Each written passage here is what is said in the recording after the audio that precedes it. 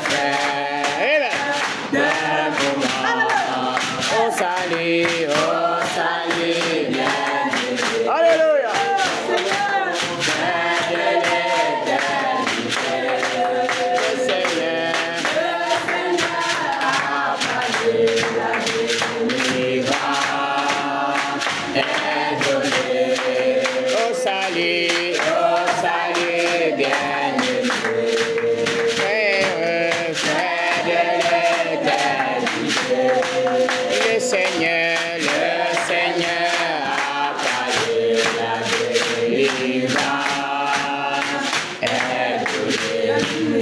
Le Seigneur soit béni. Amen. Alléluia. Amen. Voilà, pendant que nous sommes debout, nous allons aussi prendre nos Bibles dans le livre d'Apocalypse. D'abord, Apocalypse chapitre 21. Apocalypse 21.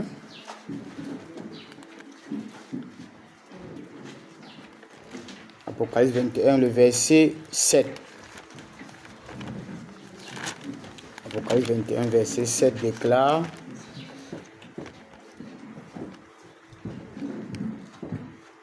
Nous allons prier d'abord. Dieu notre Père, bénis ta parole. Bénis-la pour nous, bénis-la à nos âmes, laisse qu'elle puisse nous servir d'appui, afin de mieux écouter et d'entendre ta voix. Nous voulons tout te confier, afin que ta grâce qui surabonde de toutes choses, Seigneur, puisse nous bénir ce matin. Amen. Laisse que mon Dieu, mon roi, l'heure du jubilé sonne pour nous. Amen. Et que nous puissions dire à Dieu les vrais problèmes du monde, à Dieu la malédiction de la terre, Amen. À Dieu les démons de la terre, Amen. Et que nous puissions entrer dans la gloire de notre Père. Amen. Ce matin, nous sommes venus pour entrer dans la gloire et sortir étant des vainqueurs, étant des hommes et des femmes qui connaissent le chemin vers lequel, mon Dieu, mon roi, nous puissions nous réfugier jusqu'à ce que tu reviennes nous chercher. Amen. Père, merci de nous avoir pourvu en ce temps du soir. Oh Dieu, mon roi, un prophète pour nous prêcher la parole, nous apporter la vie même de l'agneau, afin que le sacrifice soit parfait. Bénis la parole ce matin, bénis cette écriture et prends soin de toutes choses, purifie nos cœurs, sanctifie notre vie. Dans le nom de Jésus-Christ, Amen. 21, verset 7, Apocalypse. Celui qui vaincra héritera ces choses. Je serai son Dieu et il sera mon fils. Que Dieu bénisse sa parole. Pour asseoir, je vais prendre une autre écriture dans le livre de Romains.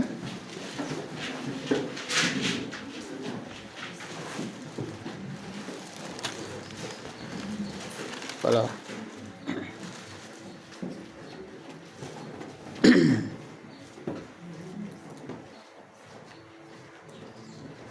Voilà, dans le livre de Romains, que je vais prendre juste quelque part là.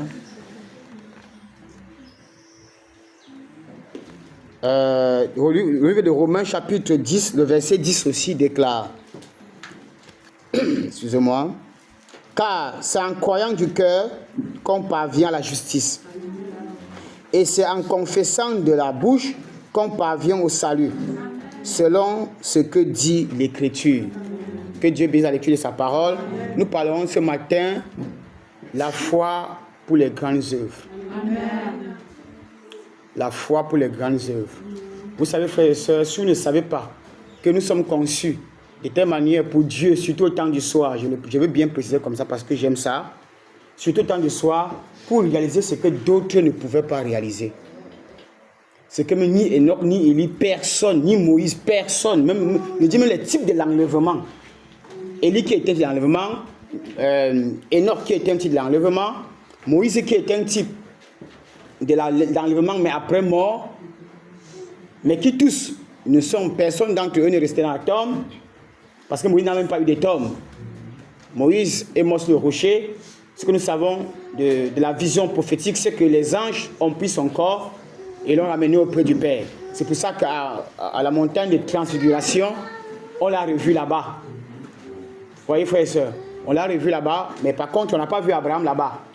Mais on a vu Élie, on a vu Moïse. Parce que cela était des choses, c'est-à-dire qui typifiaient l'un qui pourra aller à l'enlèvement sans connaître la mort, d'autres qui vont mourir, mais quand même qui vont ressusciter, mais tous iront à l'enlèvement.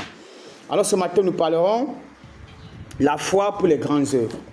Alors, je voudrais vous dire, frères et sœurs, vous pouvez choisir de rester médiocre, vous pouvez choisir d'avancer, vous pouvez choisir d'échouer, vous pouvez aussi choisir d'aller loin, même au-delà de ce que vous pensez.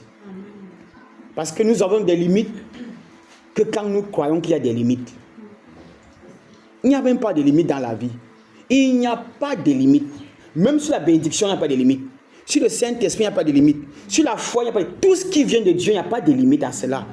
Parce que tout ce qui vient de Dieu, retenez que ces choses sont éternelles. L'éternité n'a pas de limites. L'amour n'a pas de limites. Il ne faut pas dire que j'ai trop aimé la personne. Non, l'amour n'a pas de limites. La grâce n'a pas de limites. On peut épuiser certaines choses, mais ce qui vient de Dieu n'a pas de limites. Alléluia. Frère, non, j'étais trop content. Et je ne peux pas être content comme ça, non. La joie même n'a pas de limite. De joie en joie, de bénédictions. C'est-à-dire, la Bible te dit de joie en joie, de bénédiction en bénédiction, de gloire en gloire, frère. C'est-à-dire, si tu crois qu'il y a des limites, c'est que c'est toi qui vas te limiter. La limite ne vient que quand toi-même tu sais qu'il y a des limites. Mais tant que tu ne crois pas à la limite, il n'y a pas de limitation. Même à ta bénédiction, même au Saint-Esprit. Tu peux être rempli à une dimension, l'autre vient surpasser ta dimension. Tu vas commencer à dire que non, il fait comme s'il connaît beaucoup. Non, c'est parce que tu t'es limité là où tu connais là. Si tu avances, tu vas aussi arriver là où il est. Mais la connaissance n'a pas de limite, frère. Les vertus que vous voyez, les vertus sacrées dont la Bible nous parle, qui constituent l'homme parfait, n'a pas de limite. La statue de l'homme parfait, la foi n'a pas de limite. La connaissance, tout cela, frère, jusqu'à la piété, on ne peut pas dire, non, j'ai déjà trop fait, j'ai dit, la piété être semblable à Dieu. Non, j'ai déjà trop fait comme si je suis Dieu. Non, frère, tu dois aller jusqu'à ce qu'il n'y a plus rien. Amen. C'est ça, ça dit la statue de l'homme parfait. C'est-à-dire, tu pars jusqu'à ce qu'il n'y a plus rien qu'on puisse voir qui ne ressemble plus à Dieu. Tu dois absorber tout ce qui ressemble à Dieu jusqu'à ce qu'il n'y a plus rien qui puisse rester comme élément à côté qu'on peut dire que il n'a pas pris ça à 100%. Non, tu dois aller jusqu'à l'extrême. Amen. Si c'est l'amour, tu dois aller jusqu'à l'extrême d'aimer. C'est ça qui constitue même c'est-à-dire qui constitue ta vraie vie. Si c'est la joie, tu dois être dans la joie. Vous savez, ce matin, c'est vrai. Nous sommes venus dans le monde, nous avons pris le monde comme notre cité. Or, ceux qui ont servi Dieu et qui ont fait des exploits ont plutôt utilisé l'autre cité pour influencer cette cité. Parce que l'autre cité a des limites. Nous sommes dans un monde où on appelle le temps. Et quand on dit qu'il y a temps, ça veut dire que ça a des limites. Alors, dès que tu vas commencer à t'exercer, ou à vivre ta foi, ou à vivre ta vie chrétienne, en utilisant les éléments de cette terre, tu vas avoir des limites tôt ou tard. Frère, je prends un exemple clair, un peu de la vie que nous menons ici. On dit, je ne sais pas si c'est encore lui, mais on dit que Bill Gates, c'est l'homme le plus riche du monde. Est-ce qu'il manque de chercher l'argent? Est-ce que le fait d'appeler l'homme le plus riche du monde, ça fait qu'il ne cherche plus l'argent? Jamais. Si tu veux même moyen de faire de telle manière que tout l'argent qui est en Afrique remet dans son compte, il va faire. Il n'y a pas de limite à ça. Donc on dit que c'est le plus riche du monde, il peut s'asseoir, ça veut dire qu'il a atteint un niveau où, frère, il peut mourir même après 400, 500 ans. Ses enfants, ses petits, ses arrière-enfants ne vont même pas travailler. C'est cette limite qu'il a atteint. Mais lui, il s'est dit qu'il n'y a, pour lui, il n'y a pas de question qu'il s'arrête. Il ne peut pas s'arrêter. D'accord? Continuez d'appeler l'homme le plus, je ne sais pas, l'homme le plus riche de la terre, de la planète, ça c'est pour vous. Ça ne va même pas l'arrêter de continuer à chercher son argent. Ça ne pourra jamais l'arrêter. En aucun jour. Alléluia. Alors, frères et sœurs, c'est pour ça que nous devons comprendre qu'avec Dieu, tout est possible. Rien n'est impossible à celui qui croit. Tout est possible à celui qui croit. Tout est possible. Non, frère, vraiment, comme vous voyez là, non, vraiment, je pense que je vais m'arrêter ici. Non, frère me dit qu'un homme aussi dans la Bible, vous savez que le père qui en parle de ça, vous savez toute cette histoire. Un homme dans la Bible est allé, il a fait son chant, il a fait les choses, il a fait tout ce qu'il pouvait faire, il a fait. Après, il a mis dans les greniers. C'est ce qu'il a fait. Il a se couché, il dit que maintenant j'ai bien travaillé, je vais maintenant me reposer, je vais manger. il est mort la nuit. Vous comprenez? Il est mort la même nuit. Donc frère, quand il y a donc l'occasion de faire une chose pour Dieu, vous devrez le faire. Vous êtes même censé le faire. Alléluia. Amen. Donc, qu'est-ce qu'il avait dit donc dans le livre de Romains? Car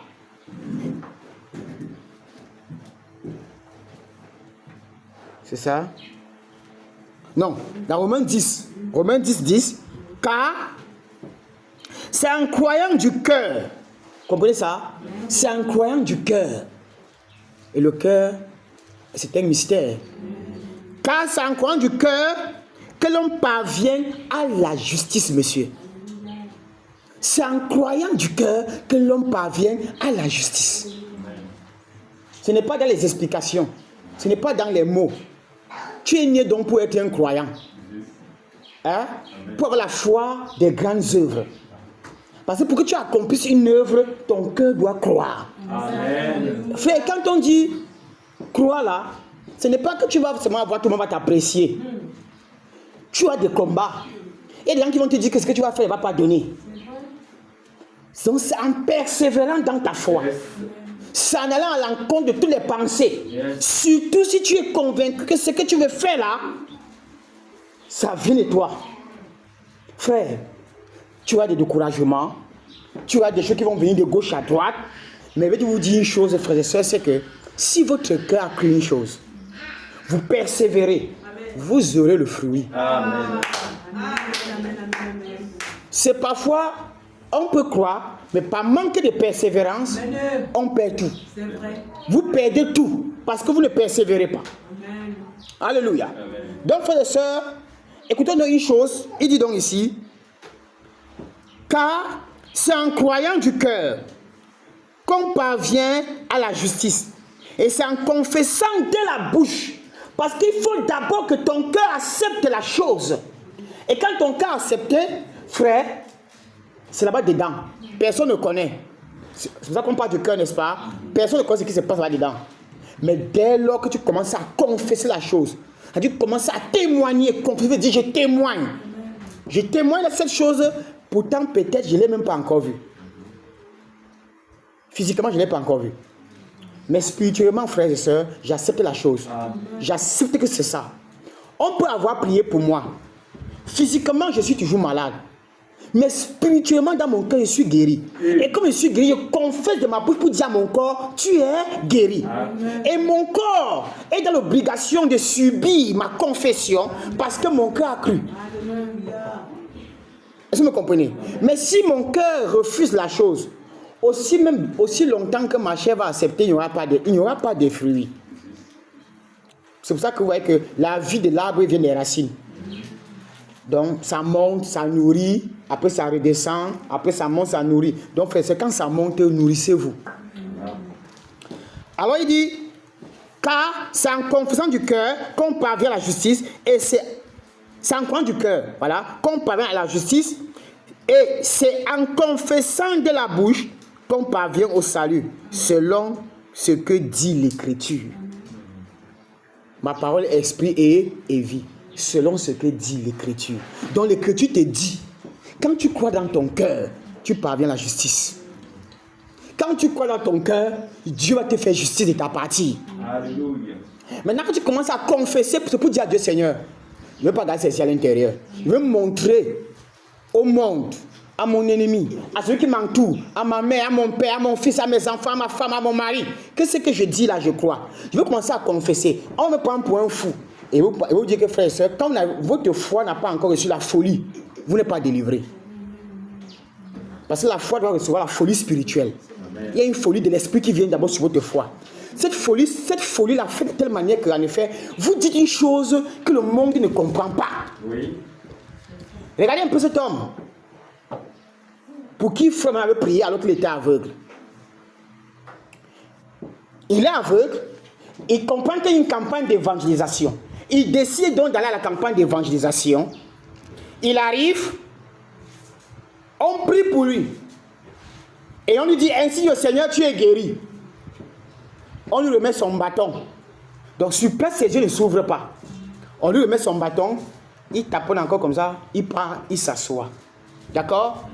Après la réunion, il ne va pas toujours. Donc, il cherche toujours son chemin avec son bâton. Mais il y a une chose, un mystère qui a battu le monde des ténèbres en lui.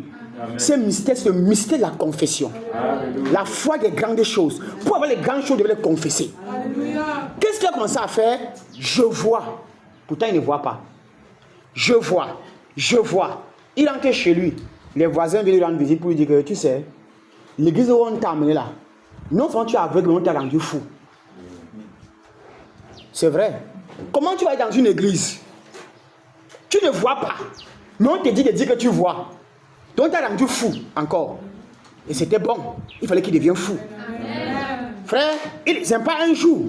Ce n'est pas 2, c'est 3 jours. Donc la folie était sur lui pendant 3 jours.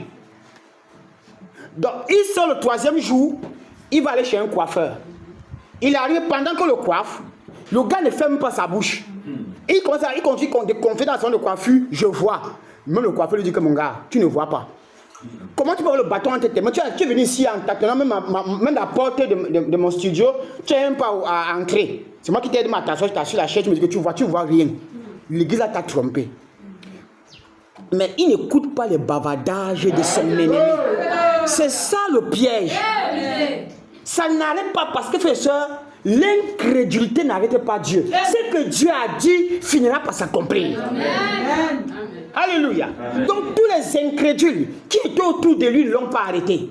Même le coiffeur n'a pas pu l'arrêter. Même quand le coiffeur se moque, parfois les moqueries nous font perdre notre grâce. On ne le dit plus parce qu'on a peur qu'on se moque de nous. Oui, monsieur. On ne confesse plus parce qu'on a peur qu'on va dire qu'il dit même chose qu'il n'a pas, il est devenu fou. Pourquoi les gens fous, non? On a peur donc de ça.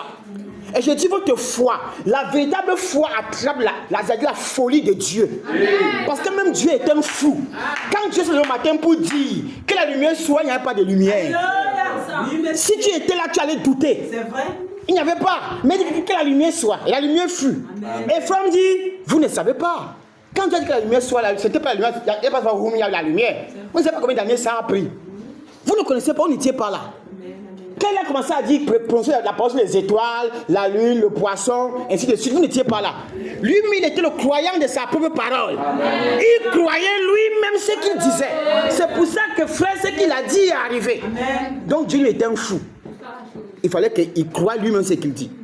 Alléluia. Amen. Donc, frère, en force de dire je vois, après il se voit lui-même sur le miroir. Yes. Ça, c'est l'aveugle. À force de dire je vois pendant 3 jours. Après, il se voit lui-même, il se voit lui-même sur le miroir. Quand il s'est vu, personne ne pouvait l'arrêter. Et il est sorti en courant. Oh, je vois, gloire à Dieu. Le quartier était obligé de témoigner que vrai, il était quelque part là où Dieu existe. Amen. Mais s'il avait perdu sa foi, s'il était sorti là pendant bien que 2 jours, on se moquait de lui. Un jour, le voisin me dit que mon frère, vraiment c'est ça. Comment tu es aveugle, on te rend encore fou. Il avait arrêté de témoigner. Il avait arrêté de confesser. Il n'aurait pas vu les grandes choses se réaliser. Il n'aurait jamais vu cela. Alléluia. Frère, ça n'est ainsi. Quand Jésus a ouvert les yeux d'un aveugle, il a dit, va te laver la piscine de Siloé. Frère, c'est pour lui dire que pendant que tu marches, je crois que tu vas arriver là-bas. Il peut aussi arriver là, mais il ne voit pas. Oui. Mais il a cru que ce que Jésus lui a dit va arriver. Jésus n'était pas obligé de lui dire ça. Il y a des gens que Jésus a seulement mis la main comme ça. Et puis ils ont vu. Mais à lui spécialement, Jésus lui a dit, va te laver là-bas la piscine. Donc le gars marche encore son bâton. Il avait la piscine, il puise aussi l'eau. Il lave ses yeux, après il voit le soleil. Il voit la lumière. Frère, croyez la parole pour voir les œuvres de Dieu se réaliser. Alléluia. La foi pour les grandes œuvres. Alors, la Bible vient nous donner dans cette base. Car c'est en croyant, c'est quand vous croyez que vous parvenez à la justice. Mais quand vous confessez maintenant, alléluia, de la bouche, quand vous commencez à témoigner, rendre gloire à Dieu, honneur à Dieu pour ce que personne ne voit, parce que c'est la foi qui a vu en premier. Votre bouche applique ce que votre corps n'a pas encore reçu. Amen. Abraham n'avait pas encore vu Isaac physiquement. Mais il a passé le temps à rendre gloire à Dieu. Seigneur, merci, tu m'as pas donné un fils. Pourtant, Sarah n'est pas enceinte. Mais oui, pendant 25 ans, il a témoigné ça. Amen. 25 ans. D'accord? Il a témoigné ça. Oh Dieu, merci, il m'a donné un fils. Parce que Dieu a seulement dit que bon, Abraham, tu auras un fils de tes propres entrailles. Le gars a cru. Et il y a aussi un mystère qui se cache à l'intérieur, le mystère de la confession ou de la réalisation. Abraham a commencé à aller à Maïma. Hein? Prenons Abraham au temps moderne. Il a commencé à aller à Maïma, à Carrefour, à Santa Lucia. Il monte un peu à l'étage là. Il dit à Sarah, bon, là c'est un fils, non? Oui, ok. On va prendre la bassine bleue. Donc, on prend un peu ceci. On prend comme ceci. On prend comme ceci. Frère, ça c'est un prince. On fait la vie d'un enfant pendant 25 ans. Tous les mois, on croit qu'il est en train de venir, que le mois prochain, il serait là. Le mois prochain, il n'est pas là. Un an passe. On croit que bon, le 2 janvier, s'il commence, il serait là. Frère, il faut avoir. Ce qu'on appelle Abraham, ce n'est pas n'importe qui, le père de la foi. Amen. Abraham n'est pas n'importe qui dans la Bible. Hein. Le père, ça dit, frère. Hey, Dieu. Vous savez, c'est une nomination que Dieu donne à un homme. Il a dit, si on n'avait pas été assez humble, vous ne pouvez pas comprendre ça. Le père de la foi. Il a dit que le Dieu de la foi, c'est Abraham. Amen. Il a dit, quelqu'un qui est resté là, 25 ans pour le gars n'a même pas douté. Toi, si tu fais seulement 2 jours, bien 2 mois, tu vas accuser le pasteur. Si Dieu te teste seulement pendant 2 mois, il te promet une chose, il te teste 2 mois, tu risques de douter avant 2 semaines. Est-ce que ce qu'il a dit même va arriver? Est-ce que ce qu'il a dit même c'est même vrai? Ça n'arrive pas parce que je ne crois pas. Amen. Je prends notre exemple. Frère Branham prie un jour pour une femme. Elle n'accouchait pas.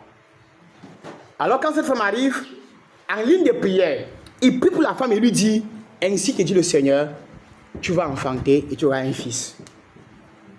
D'accord?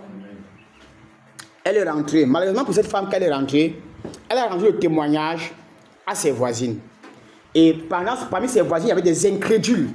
Ces incrédules l'ont découragée. Amen. Ces incrédules ont découragé cette femme. Elle a donc perdu la foi. Elle a tapé 1 an, 2 ans, 3 ans, peut-être 4 ans. Un jour, elle me dit que, hey, quand même l'homme là, quand même qui m'avait parlé là, il ne semblait pas me mentir. Hein? Il m'a dit depuis qu'il veut concevoir, mais c'est comment depuis? Or, on l'a critiqué, on l'a un peu essayé de la décourager, elle a perdu la foi qu'elle avait reçue là-bas. Elle est donc revenue sur ses pieds, retrouver l'homme de Dieu et aller dans son bureau lui dire que, mais j'ai toujours appris que quand tu dis une chose, ça arrive. Mais ma part n'est pas arrivée. Il faut lui poser la question, mais comment? Il dit, mais je t'ai su une fois et tu as prié pour moi et tu as prophétisé que je vais avoir un enfant. Mais ce n'est pas arrivé. Frère, lui regarde. Gloire soit rendue à Dieu. C'est le prophète de Dieu, il a les visions. Amen. Et il voit le quartier, la sœur. Il voit là où l'enfant de Dieu habite. Il dit, mais tu as les voisines comme ça, comme ça. Quand tu es rentré le même jour là, tu allais dire à tel comme ça, comme ça, comme ça. Mais c'était bien de les dire parce que c'est pour rendre gloire à Dieu. Mais le problème, c'est qu'après avoir dit, eux, ils t'ont jeté les petits incrédules. Ah, dis donc, laisse ça, ça ne va pas arriver. On connaît déjà des pasteurs comme ça. Ils disent tu es chaud comme ça n'arrive pas, laisse ça tranquille. Et tu as cru ça. C'est ça. Comme tu as cru les paroles, ça a bloqué ta matrice. C'est-à-dire l'incrédulité est venue s'installer à la place de la foi. Et tu ne peux pas concevoir. Alléluia. Amen. Et il dit, mais comme c'est Dieu qui m'avait parlé, ainsi te dit le Seigneur, tu auras ce fils. Elle a conçu. Pourquoi? Parce que frère, quand Dieu lui parle, la seule chose qui peut faire que ce que Dieu dit n'arrive pas, c'est l'incrédulité qui est en nous. Amen.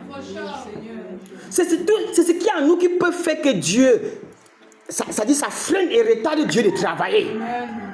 Alléluia. Amen. Donc frères et sœurs, je rentre dans mon sujet ici. Je vais parler d'une chose ici.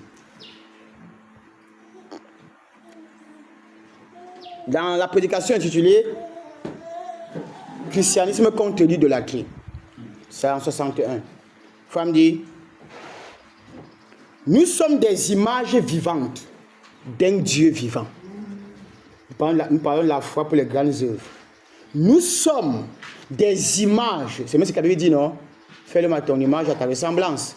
Ce qu'il dit ce matin n'est pas contraire aux Écritures. Nous sommes des images vivantes d'un Dieu vivant. Alors, mort à lui-même, ressuscité avec lui. Maintenant, écoutez ceci. sa parole s'est faite chair de nouveau en nous. Oh, frère Neville, regardez. Qu'est-ce que c'est? Pas le Dieu mystique, imaginaire, assis là-bas, mais le Dieu vivant.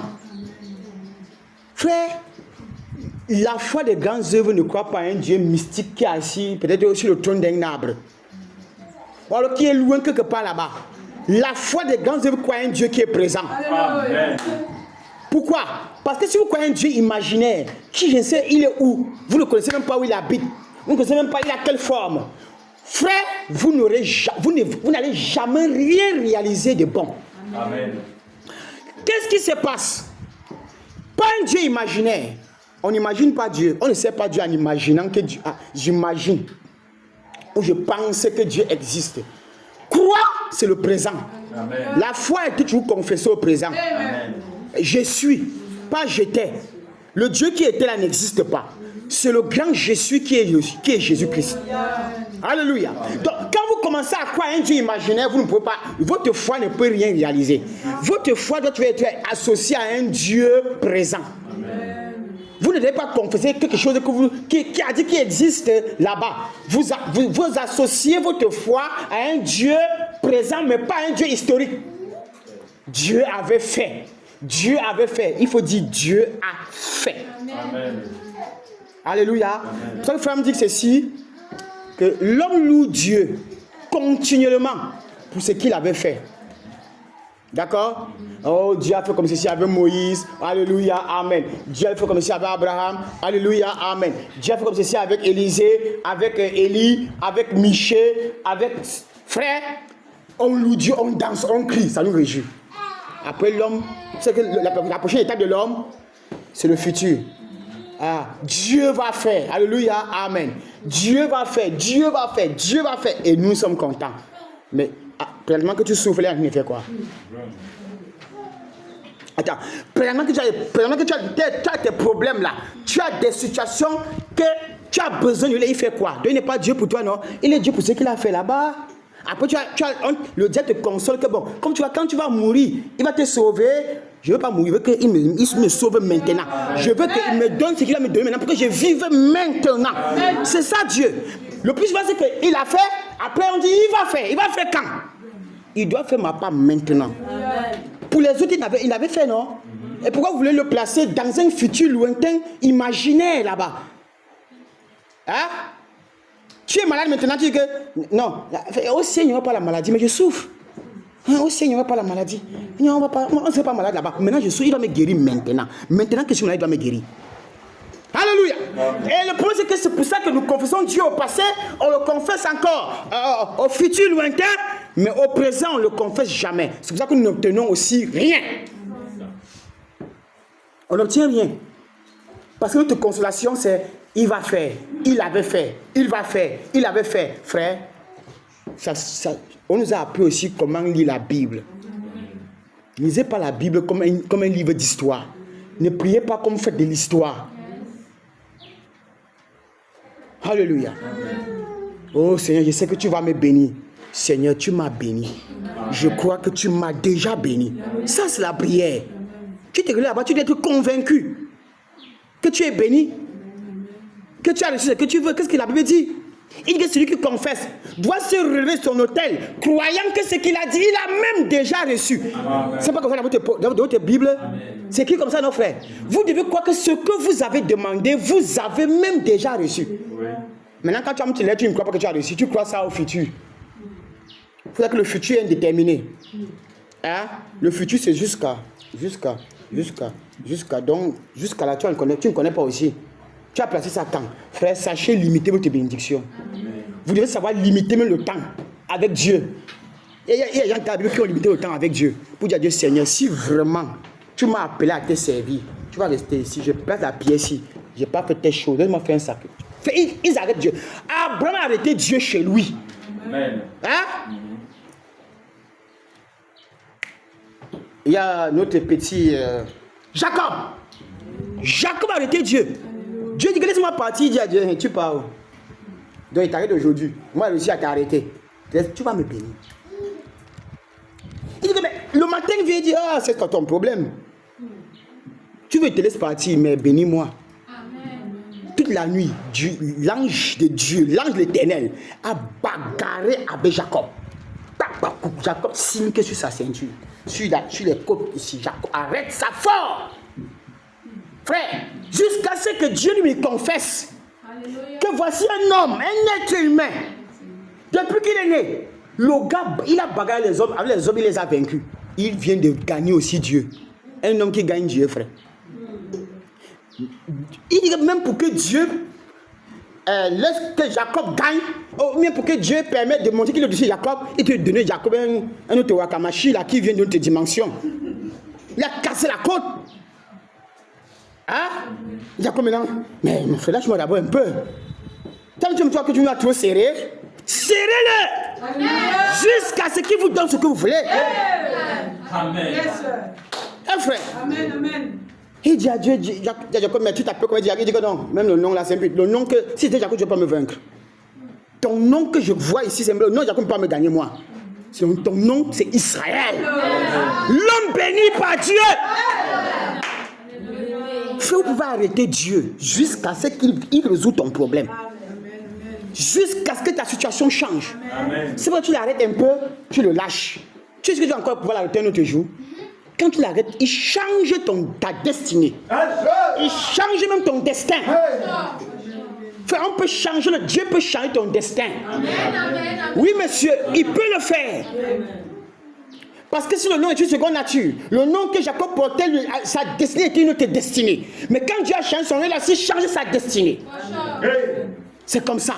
Aujourd'hui, frères et sœurs, qui maudit Israël est maudit. Celui qui bénit Israël est béni. Alors qu'avant, frère, vous comprenez ce qu'il veut dire? Pour traverser certaines étapes, vous devez limiter Dieu. Parce que si vous le laissez, il passe, vous n'avez pas arrêté. Abraham l'a stoppé. Jacob l'a stoppé. Ça ne suffit pas. Dans le Nouveau Testament, Cléopas et son ami l'ont stoppé. Pour que les yeux s'ouvrent. Ils ont parlé avec Jésus sans le reconnaître. Après la résurrection. Ils ont fait le chemin avec lui. Oh, vraiment, Jésus n'est pas de prophète. Il n'est pas de ceci. Il n'est pas de ceci. Cléopas sent que l'homme qui nous parle ici, là, en tout cas, c'est comme un ami. Mais quand il nous parle, nous, que vraiment, il connaît les Écritures. Après, quand ils étaient là pour la maison, la Bible dit Jésus semblait être pressé pour voir si tu vas l'arrêter. Tu vas le stopper. Ne le stopper pas, il va partir. Jésus semble être pressé. On lui dit même que non. Tu peux pas dire que non, vraiment, entre chez nous, bon maître. Vraiment, il se fait des actes, la nuit il a tombé. Repose-toi un peu chez nous pour qu'on puisse rompre un bout de pain ensemble. Frère, il va vous dire non, mais vous devez insister. Il dit pourquoi non, vraiment, c'est mon voyage, c'est pas mon voyage ici, ne vais pas m'arrêter ici chez toi. Vraiment, comme tu vois là, vraiment, je suis un peu pressé. Ah non, ça va, ok, bon, fais bon, bye bye, il va partir. Vous devez insister jusqu'à il entre chez vous. Arrêtez-le jusqu'à il entre chez vous. Quand il est entré, il s'est assis, les trois sur la table, face à lui. Cléopas et son ami comme ça, Jésus assis en face. Dès que le gars a pris le pain, il a rompu. Qu'est-ce qu'il fait? Il a dit que les yeux se sont ouverts. Ils l'ont reconnu. Et il n'a plus marché, il a disparu. Parce qu'il il a disparu. C'était fini. Les gars, fait la force qui est venue sur eux. Ils ont pris toute une journée pour quitter là où ils étaient, pour rentrer là où ils étaient. Mais avec la distance est venue courte. Parce que pour aller annoncer la bonne nouvelle, pour aller dire qu'ils ont vu Jésus, c'est pas sûr que ça laisse encore toute une demi-journée. Ils sont arrivés à Jérusalem peut-être à moins de 30 minutes. C'est-à-dire retourner dans la ville. Parce que frère, alléluia. Amen. Parce que quand vous marchez le cœur qui pèse, vous marchez lentement. Les gars, le cœur qui pèse. Alléluia. Il était un souci. Maintenant, l'homme qui nous a dit que c'est lui le sauveur. Oh, et on l'a crucifié. Maintenant, on entend les femmes venir dire que oh, le tombeau est ouvert, mais nous-mêmes ne comprenons pas. Lui, il se lamentait. Le cœur pesait. Il ne savait pas comment ils vont faire. Il était dans les soucis. Et quand les soucis vous envahissent, votre marche pèse. Amen. Alléluia. Amen. C'est pour ça que maintenant, Jésus, en coup de roue, il essaie un peu de les remonter. Mais frère, pour rentrer, le cas ne pesait plus. C'est pourquoi la marche était seulement si rapide. Yes, frère. Amen. Chacun veut vite aller dire à Pierre que je l'ai vu. Chacun va aller dire au pasteur que moi aussi j'ai vu. Amen. Chacun va aller dire, il était content et que dans la joie. Oh. votre marche est doux. Amen. Quand tu as la joie, frère, même quand tu viens à l'église, quand tu sens comment tes pieds, on dit que tes pieds, il est beau, les pieds, celui qui annonce la bonne nouvelle. Comme tu sens comment tu marches comme ça, tu es content d'aller. Amen. Amen. Donc, frères et sœurs, regardez, il dit, qu'est-ce que c'est? Il dit, regardez, qu'est-ce que c'est? Pas le Dieu mystique et imaginaire, assis là-bas, mais le Dieu vivant. Qu'est-ce que le Dieu vivant? La parole en vous, se rendant réel. Ouf, gloire à Dieu. Oh, je sais que vous pensez que je suis un peu un saint qui se roule. Peut-être que je le suis. Mais, oh frère, voyez-vous, cela dit, triomphe de toute dénomination. Amen. Cette foi des grands œuvres vous fait de triompher de toute dénomination. Triomphe, alléluia, Amen. de tout paganisme. Un Dieu vivant rendu manifeste dans un temple vivant. Et la parole de Dieu, en parenthèse, qui est Dieu, est faite chair en vous. Pourquoi? Vous êtes assis dans les lieux célestes, triomphant de toutes choses en Jésus-Christ. Amen. Frère, c'est là où vous pouvez tout recevoir. Vous ne devez pas faire un Dieu imaginaire. Le Dieu imaginaire ne doit pas exister là où on veut la foi. Sinon, même votre foi, elle va être imaginaire. Si vous ne croyez pas que c'est Dieu qui s'est tiré ce matin et vous parle, vous n'avez pas la foi. Amen. Et vous ne pouvez rien recevoir. Parce qu'il dit que c'est quoi la foi? C'est quoi Dieu? Il dit que c'est Dieu dans un corps vivant. Alléluia. Pas dans un arbre. Pas dans des murs. Pas un esprit qui volatise. Pas un esprit qu'on imagine. Mais un Dieu vivant, la parole dans une chair, dans un corps qui vit. Une image. Un corps vivant, un corps qui a de la chaleur. Qui peut réchauffer. Ça donne la foi pour des grandes œuvres. Alors que la parole est prononcée, aujourd'hui, pourquoi est-ce que quand les gens croyaient, le prophète, il recevait parce qu'il croyait que c'est la manifestation de Dieu dans un corps. Amen. Alors quand il croyait Dieu au travers d'eux, il recevait exactement ce qu'il cherchait. Amen. Alléluia. Alors bien aimés, écoutons ceci. Que le Seigneur vous bénisse. La foi pour les grandes œuvres. C'est en croyant dans votre cœur que vous atteignez la justice. Et en confessant votre bouche. Alors écoutez ceci, je parle encore de la foi des grandes œuvres face à Jésus. Dans le livre de... C'est quoi là? C'est Jean. C'est Jean 11, verset 39 pour ceux qui prennent des notes. Jésus dit, écoutez très bien. Jésus dit, ôtez la pierre. Marthe, la sœur du mort, lui dit, Seigneur, il sent déjà, car il y a 4 jours qu'il est là. Jésus lui dit, n'ai-je pas dit que si tu crois, tu verras la gloire de Dieu? Amen. Alléluia. Amen. Jésus dit, ôtez la pierre. Ce n'est pas Jésus qui ôte la pierre, monsieur. Non. Vous-même, vous allez ôter la pierre. Son travail est plus puissant que ôter la pierre. Le travail qu'il va accomplir, vous devez faire le premier pas. Faites votre premier pas dans l'évangile et Dieu va accomplir le reste. Même si vous ne croyez pas déjà que le premier pas, vous ne croyez même pas à ça. Vous ne croyez pas à l'existence de Dieu. Vous ne croyez pas aux merveilles de Dieu. Vous ne croyez pas à la bonté de Dieu. Vous voulez qu'il fait, il vous aide en quoi? Alléluia. Amen. Il dit à Marthe, pour montrer que pour voir si Marthe croit. Parce que si Marthe ne croit pas, Lazare ne peut pas ressusciter. Alléluia. Amen. Frère, ne marchez pas avec les incrédules. Ils vous empêcheront d'être bénis. Je vous explique en un seul mot. Écoutez-moi très bien. Écoutez. Regarde le cas d'Abraham avec son neveu Lot. Dieu travaille jusqu'à un certain niveau. Et il dit à Abraham, je ne te parlerai plus, je ne te bénirai plus, jusqu'à ce que tu sors l'autre. Parce que le gars là, il m'empêche même de travailler dans ton camp. Quand vous marchez avec un incrédule, frère, comment dire, rouler la pierre. Pour que Jésus travaille, il va te dire que non, vraiment, votre pasteur c'est un fou. Mais oui. Parce que quand Jésus est arrivé et quand on a vu Marthe et sa soeur, et avait en train d'aller au cimetière, il y a le peuple c'est pour aller là-bas. Il y avait plusieurs catégories. Ceux qui sont venus parce qu'ils croyaient que Jésus peut faire quelque chose. Ceux qui sont venus pour se moquer. Oui. Hein? Et ceux qui sont venus comme des observateurs. Vous dites, l'affaire ici, là, moi, il regarde, ça m'avait un œil. Moi, je vous dis que l'église ici, là, il y a des gens qui sont comme ça. Vous voyez? Ne marchez pas avec une incrédule.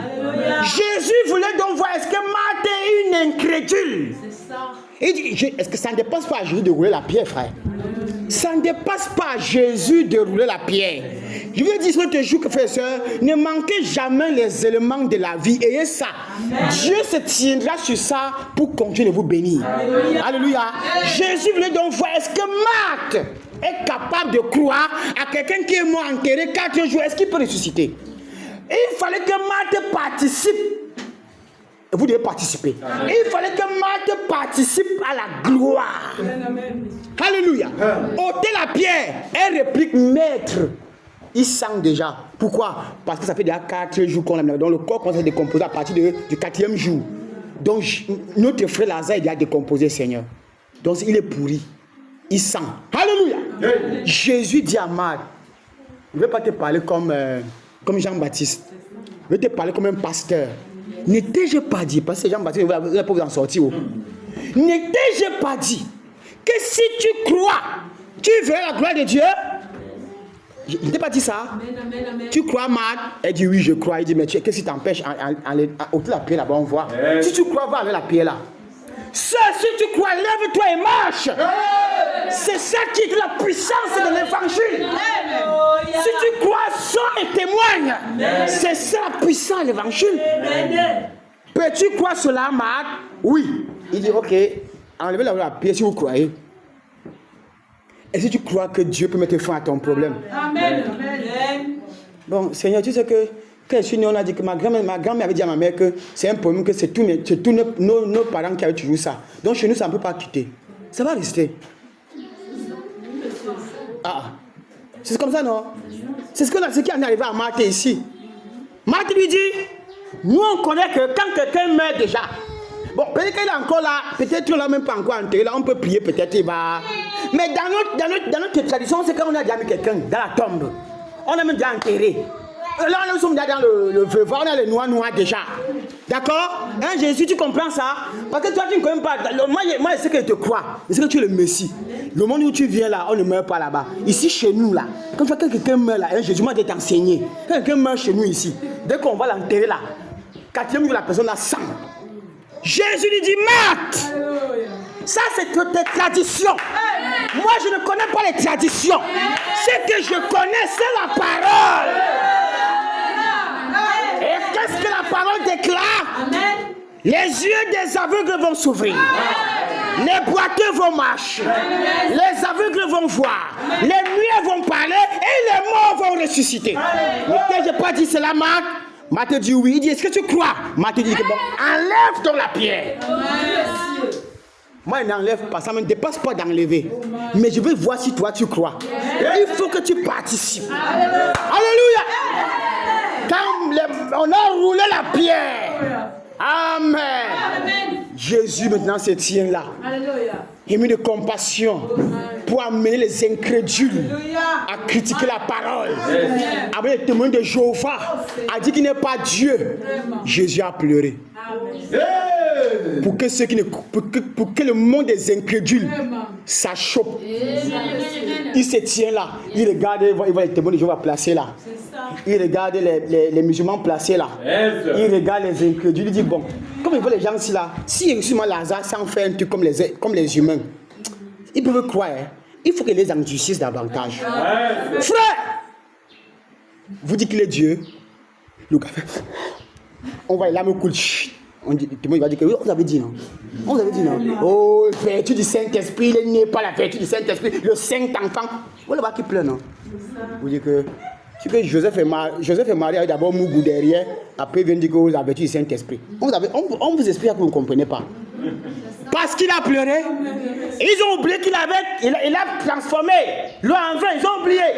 Ils ont oublié d'abord avant qu'il a pris 5 pains, 2 poissons, il a nourri 5 000 hommes avec. Ça, ils ont oublié. Ça, tout ça, ils ont oublié. Jésus pleura. Donc, c'est un homme. Et vous le vénérez pourquoi? Ça, c'est pour achoper les incrédules. C'est pour rendre les gens bêtes. Alléluia. Ce n'est que ceux qui croient qui verront que c'est Dieu. N'étais-je pas dit, si tu crois, tu vas voir la gloire. Si tu ne crois pas, tu vas voir un homme. Mais si tu crois, tu vas voir la gloire. Alléluia. Ça, c'est la parole. Amen. Alors, Jésus pleura. Mais après, la suite, ils n'ont pas compris. Il poussa un cri comme le lion qui rugit. Lazare! Il n'a pas dit que les morts, il a appelé Lazare. Parce que la famille de Lazare crie. Et Lazare s'est sorti de la tombe. Il dit donnez-le lui à manger. C'était un homme, il est revenu à la vie. Frères et sœurs, même si ta situation sans rouler la pierre. Rouler la pierre. Oh non, vraiment, ça doit clôturer, pasteur. Ça doit clôturer. On s'en fout. Même si ça doit clôturer, ça doit ressusciter. On ramène ça sur la table du Saint-Esprit. On remet la vie à ça.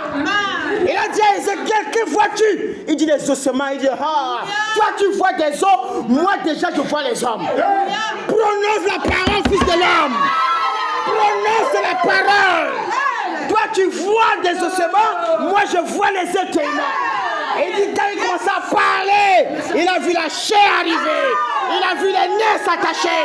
Oh frère, Dieu en est capable.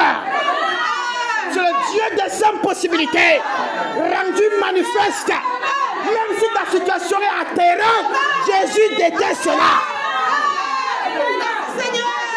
Amen. Oh, frère, il n'y a pas de situation dite impossible devant le Seigneur. Ça n'existe pas. C'est comme ça. Alléluia. Frère et soeur, pendant que les gens voient que toi, tu n'es qu'un squelette, Dieu lui voit un être humain. C'est pour qu'il peut dire fils de l'homme. Que vois-tu? Ézéchiel dit vraiment des ossements. Il dit bon, ça tu vas monter un peu. Quand tu vas commencer à monter, tu vas entrer dans ma vision. Tu vas commencer à voir ma gloire. Quand tu vas commencer à entrer en contact avec ma gloire, tu vas comprendre que je suis différent. Amen. Il dit bon, maintenant je vais placer ma parole dans ta bouche. Alléluia. Les eaux que tu vois là, je peux faire ça devient encore les êtres humains. C'est la preuve que je peux ressusciter n'importe quoi. Alléluia. Il dit prononce la parole. Amen. Et tu verras ce qui va commencer à arriver. Quand Ézéchiel parle, frère, parle à ta situation là. Confesse ça. Change ça. Même si c'est arrivé à l'extrême, change ça. Ça peut changer. Non, ma situation là, c'est trop difficile. Non, comme tu vois là, vraiment, c'est ce que notre sœur Marthe a dit à Jésus. Non, vraiment, ce n'est pas possible. Mais je lui ai montré que c'est l'impossible rendu possible. Amen. L'impossible rendu possible. Frère, c'est ça, là où Dieu nous amène. Pour la foi des grandes œuvres, apprenez à croire. Amen. Même si ça, vous ne pouvez pas, ce n'est pas vous qui pouvez. Mais il y a quelqu'un en vous qui peut toutes choses. Tes capacités ne peuvent pas arriver à là. Toute ta conception, ta sagesse ne peut pas. Amen. Mais fais le premier pas en croyant. Confesse cela. Amen. Il dit c'est en croyant dans le cœur. Tu as cru, non? C'est la première pierre. Tu as de la pierre, l'incrédulité.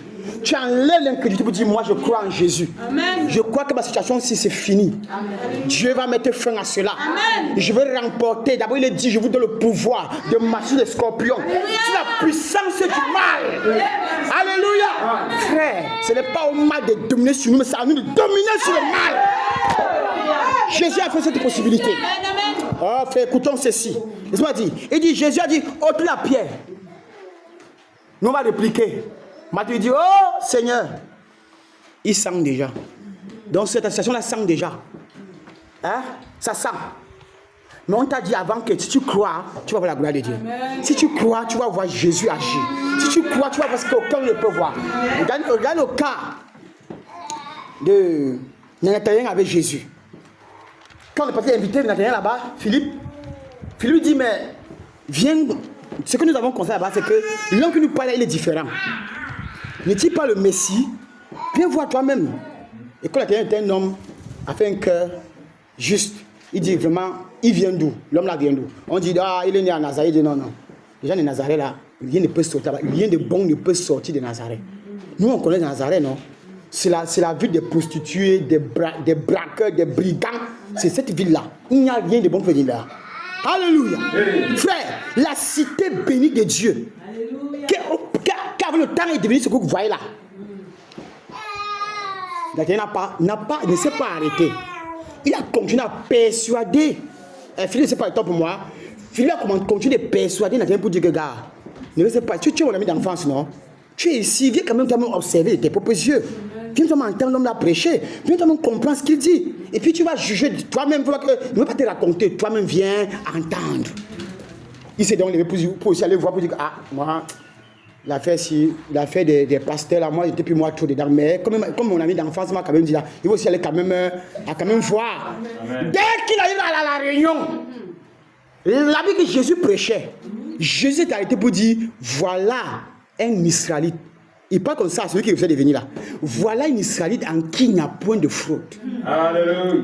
Oh, frère, sur place, l'onction, la révélation, la grâce, que tout ce qui n'avait pas reçu est tombé sur lui. Amen. Frère, à son tour, il dit, je vois que tu es le Messie. Qui lui a dit que Jésus est le Messie? Pourtant, c'est une chose que même gens qui t'assènent ne connaissent pas qui c'est le Messie. Mais l'homme qui arrive découvre que c'est le Messie. Et Jésus lui dit, si en si peu de choses tu m'as déjà connu, tu verras des grandeurs. Bien aimé, la foi des grandes choses. Apprenez. Ce matin, nous allons parler. Alors il dit, ici, dans 1 Corinthiens 2,4, et ma parole et ma prédication ne repose pas sur des discours persuasifs de la sagesse, mais sur une démonstration d'esprit et de puissance. Amen. Mais sur une démonstration d'esprit et de puissance. 1 Corinthiens 2, verset 4. Ma parole et ma prédication ne se reposent pas sur des discours persuasifs.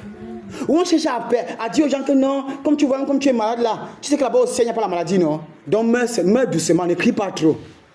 Je dois crier que je ne sois plus malade. Amen. Parce que c'est une promesse.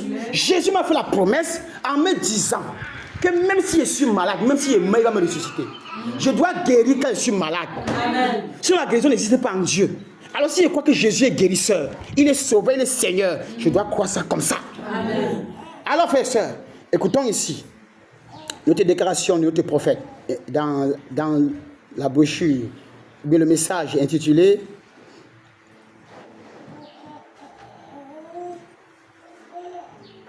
le fondement fondamental pour la foi. Faut me dire dans cette brochure, écoutez ce qu'il dit. Donne-moi une seconde, que Dieu vous bénisse. Le fondement fondamental pour la foi. Faut me dire. Et vous êtes la lumière du monde. Une ville située sur une montagne qui ne peut être cachée. Frère, on ne peut pas te cacher. Même si tout le monde est ténèbres, Satan et ses anges déchus se rassemblent pour te cacher, ils ne parviendront pas. On ne cache pas la montagne, frère. Amen. Vous comprenez? Quand tu es peut-être à l'ouest ou dans les pays comme ça, même si les pays de la savane, même s'il y a une seule montagne, tout le monde connaît. Parce qu'il dit que tu es... Écoutez très bien. Vous êtes la lumière du monde. Une ville située sur une montagne qui ne peut être cachée. Donc vous êtes situé sur une montagne. On t'a dit, la montagne que vous êtes déjà élevé. C'est ce que ça veut dire. Elle dit, la gloire que Dieu t'a donnée, personne ne peut cacher ça. Amen. Personne ne peut détruire ça. Ça vient de ton Dieu. Ça vient de ton Créateur. Alors comme personne ne peut toucher à ta gloire, frère, exploite. Je dis que nous ne savons pas exploiter Dieu.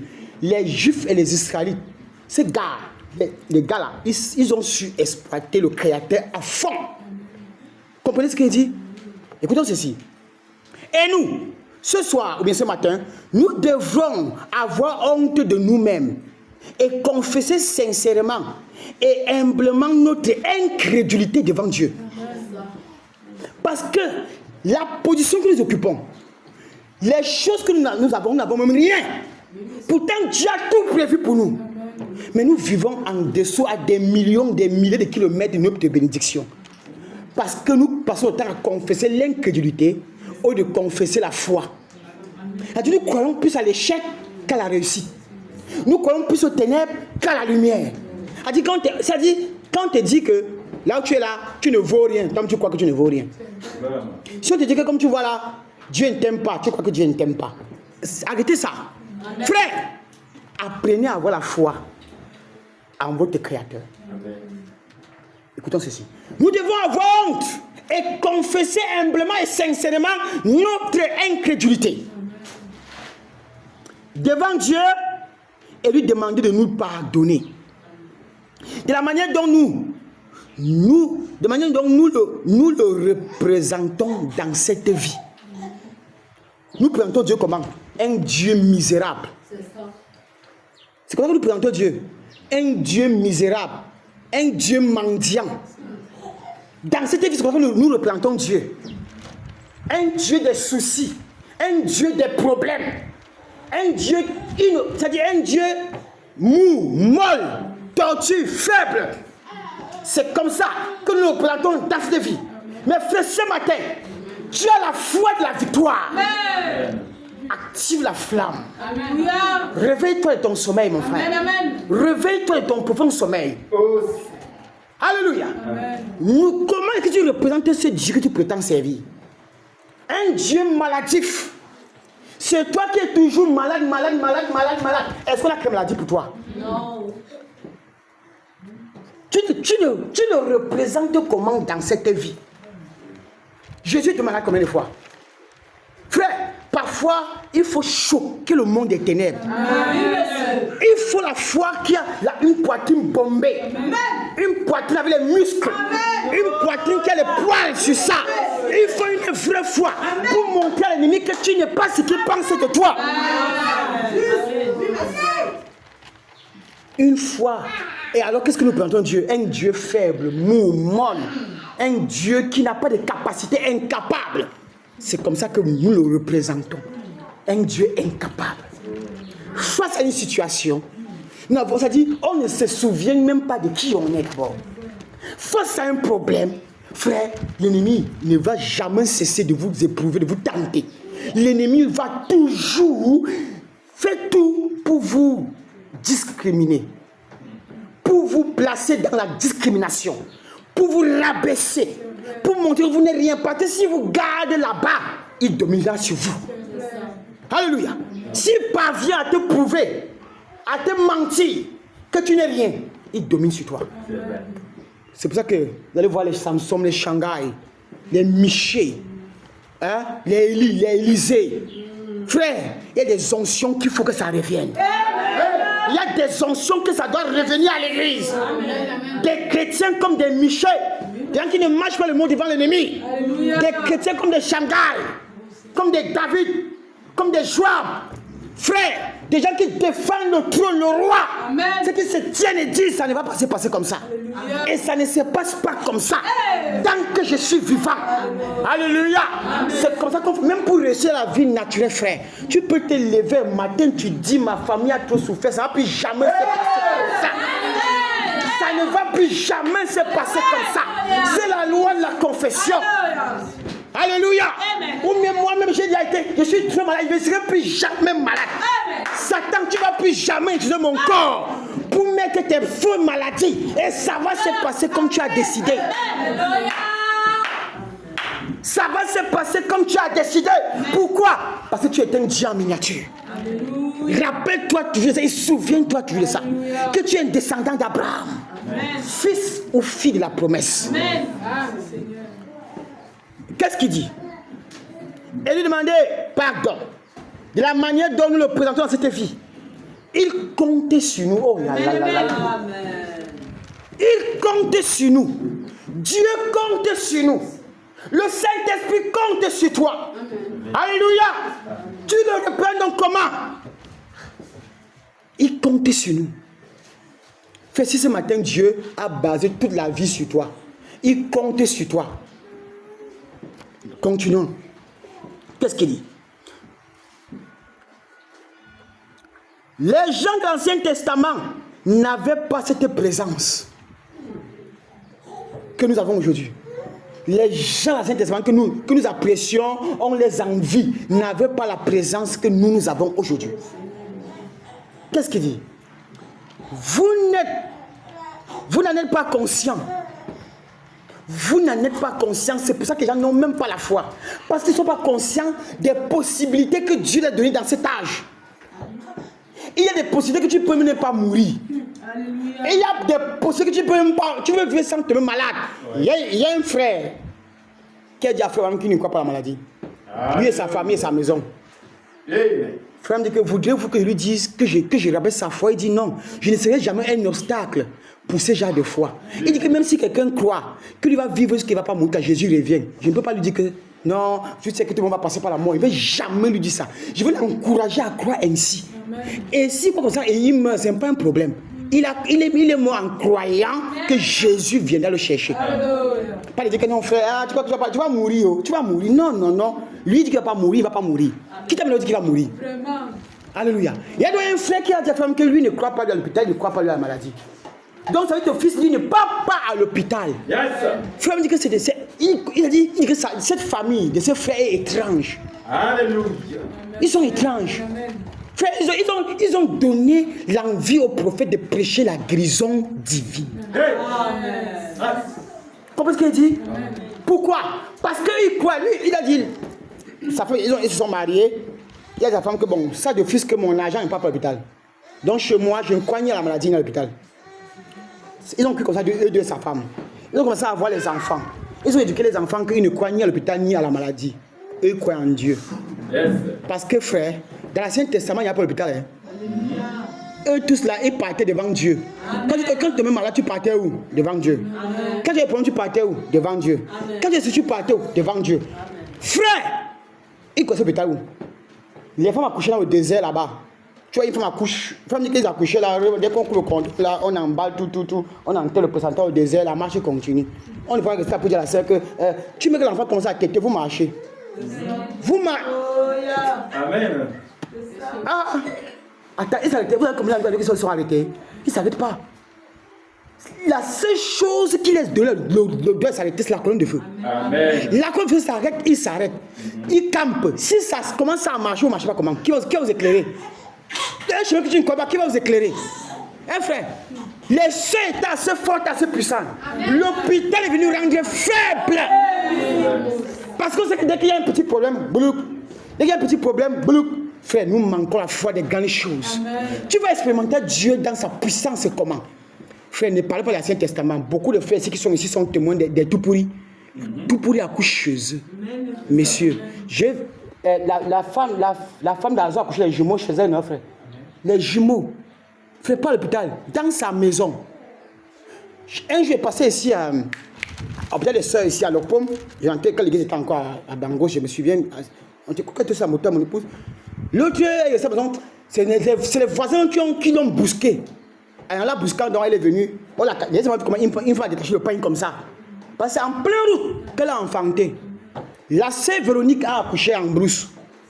Elle partait à l'hôpital. C'est cette église. Ils sont maintenant au nord. Elle, c'est ces gens du nord là. Elle est restée comme ça. Quand l'enfant l'a pris, bon, elle était seule. Elle a prouvé à l'hôpital. Parce que son mari était là, elle a accouché à la maison. Elle était donc seule. Oui, son mari était derrière, comment. En marchant, elle sentait que l'enfant. Elle était une parler au champ comme ça. Se mettre là, accoucher son enfant. Prendre l'enfant, porter, emballer tout. Maintenant, à l'hôpital, on a demandé nettoyer l'enfant. Donner son enfant entre ses mains. Frère! Il y a des choses que c'est quand nous croyons que ça nous arrive. C'est vrai. Il y a des choses que nous croyons, c'est en ce moment que ça nous arrive. Nous ouvrons les portes à la maladie, à tout là, par notre foi, par notre confession. Et ce matin, nous devons aussi renvoyer ces choses. Renvoyez-les. Si c'était resté dans l'Ancien Testament, on n'aurait pas cru. Mais cette soeur a accouché en brousse, elle a seulement emballé un peu au champ comme ça, pour la brousse. C'est là-bas que les femmes ont dit que ici elle a, parce qu'elle a accouché juste en bas de chez elle, à l'hôpital de district de Bono Sadiki, à la côte, et en haut de sa maison. Dès là, le bébé a entré ses mains déjà. Donc mes médecins ne l'ont même pas, c'est pas eux qui ont pris l'enfant, elle a pris son propre enfant elle-même. Vous voyez donc que tout est possible, non? Amen. Est-ce que vous croyez ça, frère? C'est parce que le diable nous a coincés. Il nous a coincés. Il savait que ce que Dieu nous a donné est très puissant. Amen. Et pour nous coincer, Il nous a amené tous ces genre de choses. Alléluia! Regardons le serpent de rein. Ça donne la foi. Femme dit parler, frapper. Il dit parler au rocher, pas frapper, mais pas frapper. Parler au rocher. Il vous donnera de ses eaux. Donc comprenez-vous, frères et sœurs, que c'est une histoire qui n'est pas seulement restée dans la Bible. C'est aller jusqu'à ça traverser. Et même dans l'âge ici, les gens veulent ça. Hein? C'est même parce qu'on a un doigt là. Oh non, moi je ne sais pas que. Nous, on sait que tout prix ne parte pas à l'hôpital. Même la maladie ne parte pas, frère. Les gars là préfèrent mourir chez eux. Moi, j'ai jamais compris ça. Mais ici, à doigt là, vous voyez, la soeur me parlait d'un autre qui a aussi, il a la blessure, ça pourrit, mais le gars, il est là. Il attache, il met ses produits, il reste là. Un chrétien peut avoir ça des fois. Que Dieu va le guérir. Comment? Il peut avoir ça? Non, il ne peut pas avoir ça. Mais les gars là n'ont même pas Dieu. Ils n'ont même pas ce que nous avons. Hein, frère? Trop de connaissances sur la foi. Hein. Trop de connaissances tue même la foi.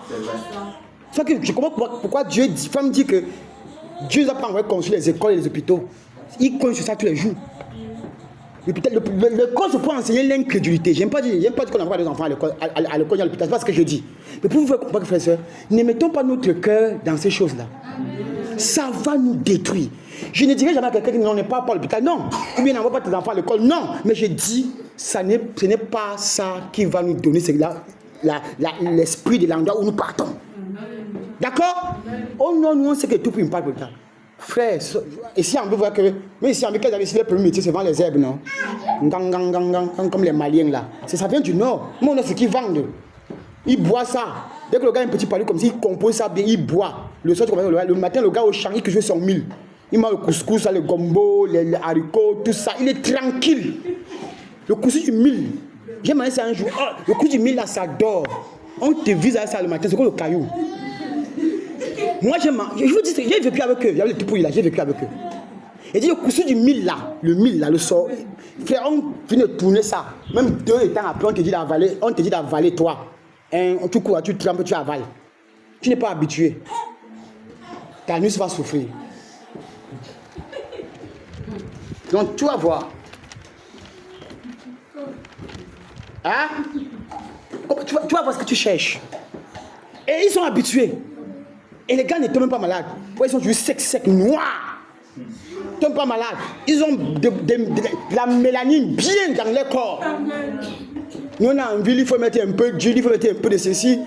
Les gars sont là. Faut nous parler de ça aussi en Afrique du Sud. Il dit en Afrique du Sud, frère. Il dit que quand on parle de la foi, il dit que l'Afrique a la foi avant les Blancs. Amen. Mais oui, monsieur. Il dit pour que moi je voyais des États-Unis pour l'Afrique, il faut prendre tel vaccin, tel vaccin, tel vaccin, tel vaccin. Oh, paludisme, oh, malaria, oh, ceci. Il dit en Afrique, j'arrive, c'est les moustiques qui font la couverture. Alléluia. Des autochtones d'Afrique. Les moustiques, c'est les servent de couverture. Faut que tu vois la nuit, les gars sont couchés comme ça à l'air libre. On appelle ça quoi, frère, clair lune ou quoi? La belle étoile. Hein? Ils sont couchés, les moustiques posés partout sur eux. Après le gars le matin, il fait comme ça, il tombe jamais malade.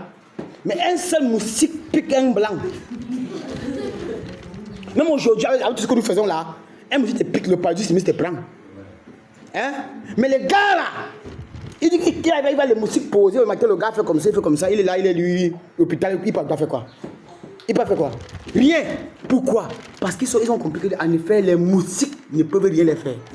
C'est quand tu crois qu'il peut te faire, qu'il va te faire. Amen. Quand vous croyez une chose, ça vous arrive. Il y a un adage qui dit, à force de essayer, le diable au mieux finit par venir. Non?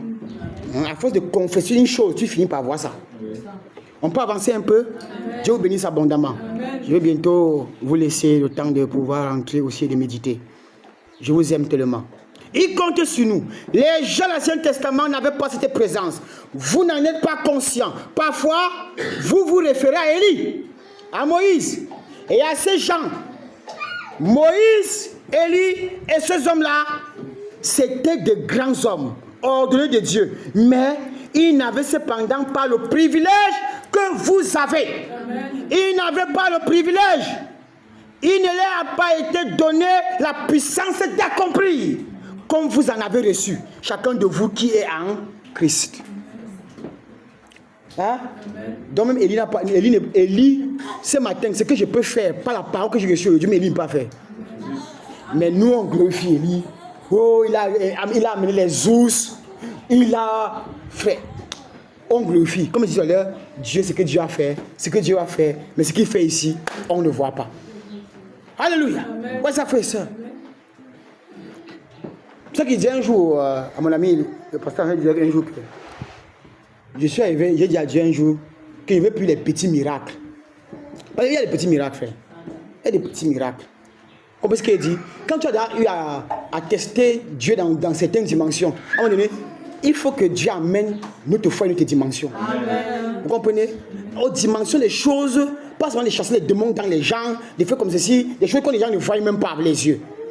Il faut des situations compliquées. Yes. Il dit des situations compliquées. Quand je suis allé à Bertois, cette femme, je ne vous parle pas, elle n'a pas de forme. Hein? Elle dû me placer devant une femme comme ça, elle n'a pas de forme, elle est tordue comme ça. Hein? Ce n'est pas le mongol. C'est-à-dire, tu sens que c'est un esprit. Hein? Elle arrive comme ça, il va d'abord comment même le pasteur Belaboulou, il a reculé. Parce que ce jour-là, Dieu avait fait une chose. Et j'ai senti que si je veux qu'on prie avec les pasteurs qui étaient là, il n'y a pas avoir le succès que ça a eu. J'ai dit non, c'est mieux que j'attaque seul. Hein? Il était seulement derrière, en train de dire Amen à la prière. Et ça me fortifiait. Comprenez? Premier cas, vous pouvez parler. Premier cas, sida, étape terminale. C'est-à-dire, cette jeune fille, elle nous a servi. Quand elle est partie à la dernière retraite, moi, je ne l'ai pas reconnue. Elle avait pris le poids. Devenue belle, bien là. Moi, je ne l'ai pas reconnue. C'est même comme me touche que tu reconnais la fille si je dis non. Mais c'est la fille qui donne les mots, elle a le cigare là. Mais je dis ah! Elle vient me saluer. Je dis donc c'est toi. Mais ce jour qu'elle est arrivée, frère, elle était le squelette. Le squelette, on l'a transporté au taxi. Viens seulement comme ça, l'a posé devant ici. Donc quand j'ai dit prier pour les malades, c'est sur elle que je suis tombé en premier. Donc c'était la première tentative du démon. Donc si la fille là ne guérit pas, qui te dit que les malades vont guérir? J'ai demandé au diacre qu'on la relève un peu pour qu'elle se tienne un peu sur ses genoux. Quand je l'ai imposé les mains, j'ai prié, je ne lui ai pas dit que tu vas guérir, je lui ai dit que tu es guéri. Amen. Elle s'est levée, Dieu lui a donné la force. Yes. Elle s'est levée, elle qui venait ne marchait pas. On la nourrissait par les sondes. Les sondes sont bloquées, on a tout enlevé, on attendait qu'elle meure. C'est ce que sa mère m'a dit. Qu'elle a comme ça là, pasteur, on va encore faire quoi? Il y a sa mère qui amène là le soir-ci à la réunion de prière de ce jour. On l'a amenée. Sa propre mère était là, déléguée de. Ça avait été déléguée de la culture de l'Est, sa mère. Elle est venue à l'église, elle s'est assise là. Elle a vu le miracle, la gloire de Dieu que Dieu a fait dans la vie de sa fille. Assise à l'église. Sa fille s'est levée comme ça, dans ses forces. Comme ça, le fils Dieu allait s'asseoir, elle a écouté toute la soirée de prédication. Deuxième cas, c'était le fils d'un délégué du tourisme de l'Est encore. Il était professeur à l'Est. Non, au nord. Au nord. Il a fait là-bas, au nord, dans une ville là. Ils ont fait une collision avec la voiture et la moto. Il est monté, il est descendu la tête s'est ouverte. Son père a dépensé pour qu'il puisse seulement vivre. On a les eaux, c'était dans l'endroit pour venir combler là où c'était ouvert là. Donc, il le voyait, puis il a perdu la vision. Et on appelle ça quoi? C'est pas. Hein, frère? Bon, un peu, je ne sais pas, mais c'est trop ça. Mais ça dit, il avait un retard là. Ça dit, tu lui parles maintenant, tu lui dis bonjour. Vous pouvez causer peut-être après 30 minutes qu'il entend ton bonjour. Donc ça dit, il te répond, ah comment? Alors que tu as salué depuis, ça fait au moins 30 minutes. C'est ça qu'il était devenu. Donc tu vas quoi? Tu le salues, tu peux t'asseoir. Tu vois, il te répond pas, il te regarde comme ça. Tu peux t'asseoir, peut-être après une étape, non, il vient maintenant. Ça, il comprend les salutations, maintenant il vient. Il te salue. Dieu l'a guéri. Amen. Il a vu. Et j'ai dit à Dieu, Seigneur, ça, nous on veut dépasser ces niveaux. Il faut qu'on arrive à un niveau où les gens ne sont pas là pour venir dire est-ce qu'il y a Dieu ou il n'y a pas Dieu. On doit atteindre notre niveau. Yes. Vous comprenez, frères et sœurs? Dieu est le Dieu des miracles. Il est bien vrai qu'il nous a amenés. Peut-être on a prié pour les morts ressuscités. Mais on ne veut plus les jouer de cachette. Vous savez, je pensais à une histoire qui s'est passée là-bas au lycée. C'est là où je me suis dit que c'était la jalousie. Vous comprenez, je vais vous dire une chose. Quand il y avait ce bébé qui est venu, il était mort à l'église. Et quand on a prié que le Seigneur l'a ramené à la vie, il y a mon fils là, avait commencé, il avait pris une partie de cette vidéo. Quand il a publié, on l'a demandé d'enlever. Il est venu me dire, bon, moi si j'avais pris ça comme ça, après un jour quand je priais, je pensais à ça. Après ça, il me dit que mais si Dieu ne permettait pas qu'on filme tout ce que vous connaissez des choses qui sont passées avec le frère, vous allez connaître ça comment? La seule chose que je sais comment enseigner, qu'on ne fume pas, c'est les danses en esprit. Mais les choses quand Dieu manifeste sa gloire, on doit publier la gloire du Seigneur. Amen. Et que je m'ai dit, c'était de la jalousie. Et je suis resté tranquille. J'ai dit à Dieu, Seigneur, qu'il y ait une prochaine occasion, on va te glorifier. Amen. Vous comprenez, frères et sœurs? Donc, Dieu n'est pas en retard dans ces choses. Il n'est pas en retard. Oui, frères et sœurs. Donc, si c'est pour les gens possédés, peut-être c'est ma 5e expérience. Mais je dis, mais ça là, ces gens les choses qu'on connaît partout les réseaux sociaux, peut-être on ne sait pas si c'est vrai ou c'est pas vrai. Quand quelqu'un dit qu'il est possédé, on dit qu'on n'a pas vu. Bon, on veut voir les paralytiques marcher. On veut voir les aveugles nés, les yeux s'ouvrir. On veut voir les morts. Bon, là, les morts, ils ne sont pas au courant. Mais on veut voir les morts. Frère, les cortèges funèbres stoppés, comme la prophétie le dit. Ainsi dit le Seigneur, cette génération de jeunes gens qui vont se lever prendre ce message, alléluia. Et il dit ils vont stopper des cortèges funèbres. Donc on peut finir un culte comme celui-ci. Peut-être qu'on voit une famille qui a mis des gens, peut-être il y a un cimetière, ils sont allés pour enterrer peut-être leurs fils, ou les filles, ou les pères, ou les mères. On stoppe le cortège. Amen. On les demande, voulez-vous qu'on prie pour cette personne? Ils acceptent, on ouvre le cercueil là. On empêche cette famille d'aller au cimetière. C'est ce que Jésus a fait. Alléluia. On partait enterrer le fils unique d'une femme. Alléluia. Il était déjà mort. Et on partait l'enterrer. La pauvre femme pleurait à chaudes larmes de voir qu'elle a passé peut-être 25 ans, peut-être 30 ans, peut-être 40 ans, elle n'a pas eu d'enfant. Et le jour où il y a eu un enfant, l'enfant a grandi, l'enfant veut déjà commencer à lui servir, l'enfant est mort. Et là, on a déjà emballé pour aller comme ça enterrer. Et ils sont arrivés sur le chemin de Jésus. Amen. Jésus a stoppé le cortège. Amen. Il a demandé pourquoi on pleure. On dit non, vraiment, c'est le fils unique de cette femme. Jésus s'approche. Il dit, mon enfant, lève-toi. Alléluia. C'est ce genre de puissance dont j'ai besoin. Qui peut consoler une maman en larmes. Qui peut rendre espoir à une famille désespérée. C'est de ce Dieu que je veux servir. C'est de ce Dieu que je veux dépendre. Pas d'un Dieu lâche, ingrat. Frère, c'est ça notre christianisme. C'est là la vraie vie du christianisme. Rendre les gens heureux. Jésus a fait que cette femme-là, toute sa vie, elle va élever le nom du Seigneur pour toujours. Et on dit une chose, l'évangile ne sera jamais prêché aussi parfaitement, aussi puissamment s'il n'y a pas les œuvres qui accompagnent. Amen. Amen. Tout ce que nous parlons, oh la parole, s'il n'y a pas les œuvres, la parole là, elle est vaine. Amen. La parole est esprit et elle doit vivre dans les gens. Amen. Alléluia. Si la parole est esprit, l'esprit doit sortir et vivre dans les gens. Jésus n'a pas précisément la parole. Jésus a prouvé que la parole qu'il prêchait était une vie. Amen. Et il donne la vie à ceux qui en avaient besoin. Amen. Cette femme-là, frère, parfois vous pouvez voir des situations qui se passent dans le monde, dans nos alentours, parce que les chrétiens ont perdu leur autorité. Les chrétiens ne savent plus exactement qui ils sont. Alléluia.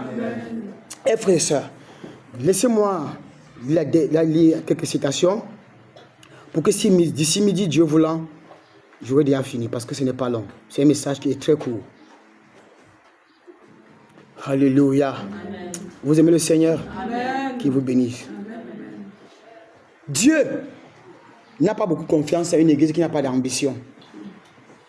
Dieu ne fera jamais confiance à un frère, à une soeur, à une église, à un rassemblement de personnes qui croient en lui et qui n'ont pas des ambitions de changer. Dieu va vous faire confiance quand vous avez des ambitions de changer. Amen. Alléluia. Amen. Frère, écoutons ce que je vais lire. Je ne sais pas si j'ai pris le... oh là, je n'ai pas pris le titre ici, mais ça va, je vais lire. Vous trouvez ça comme vous avez.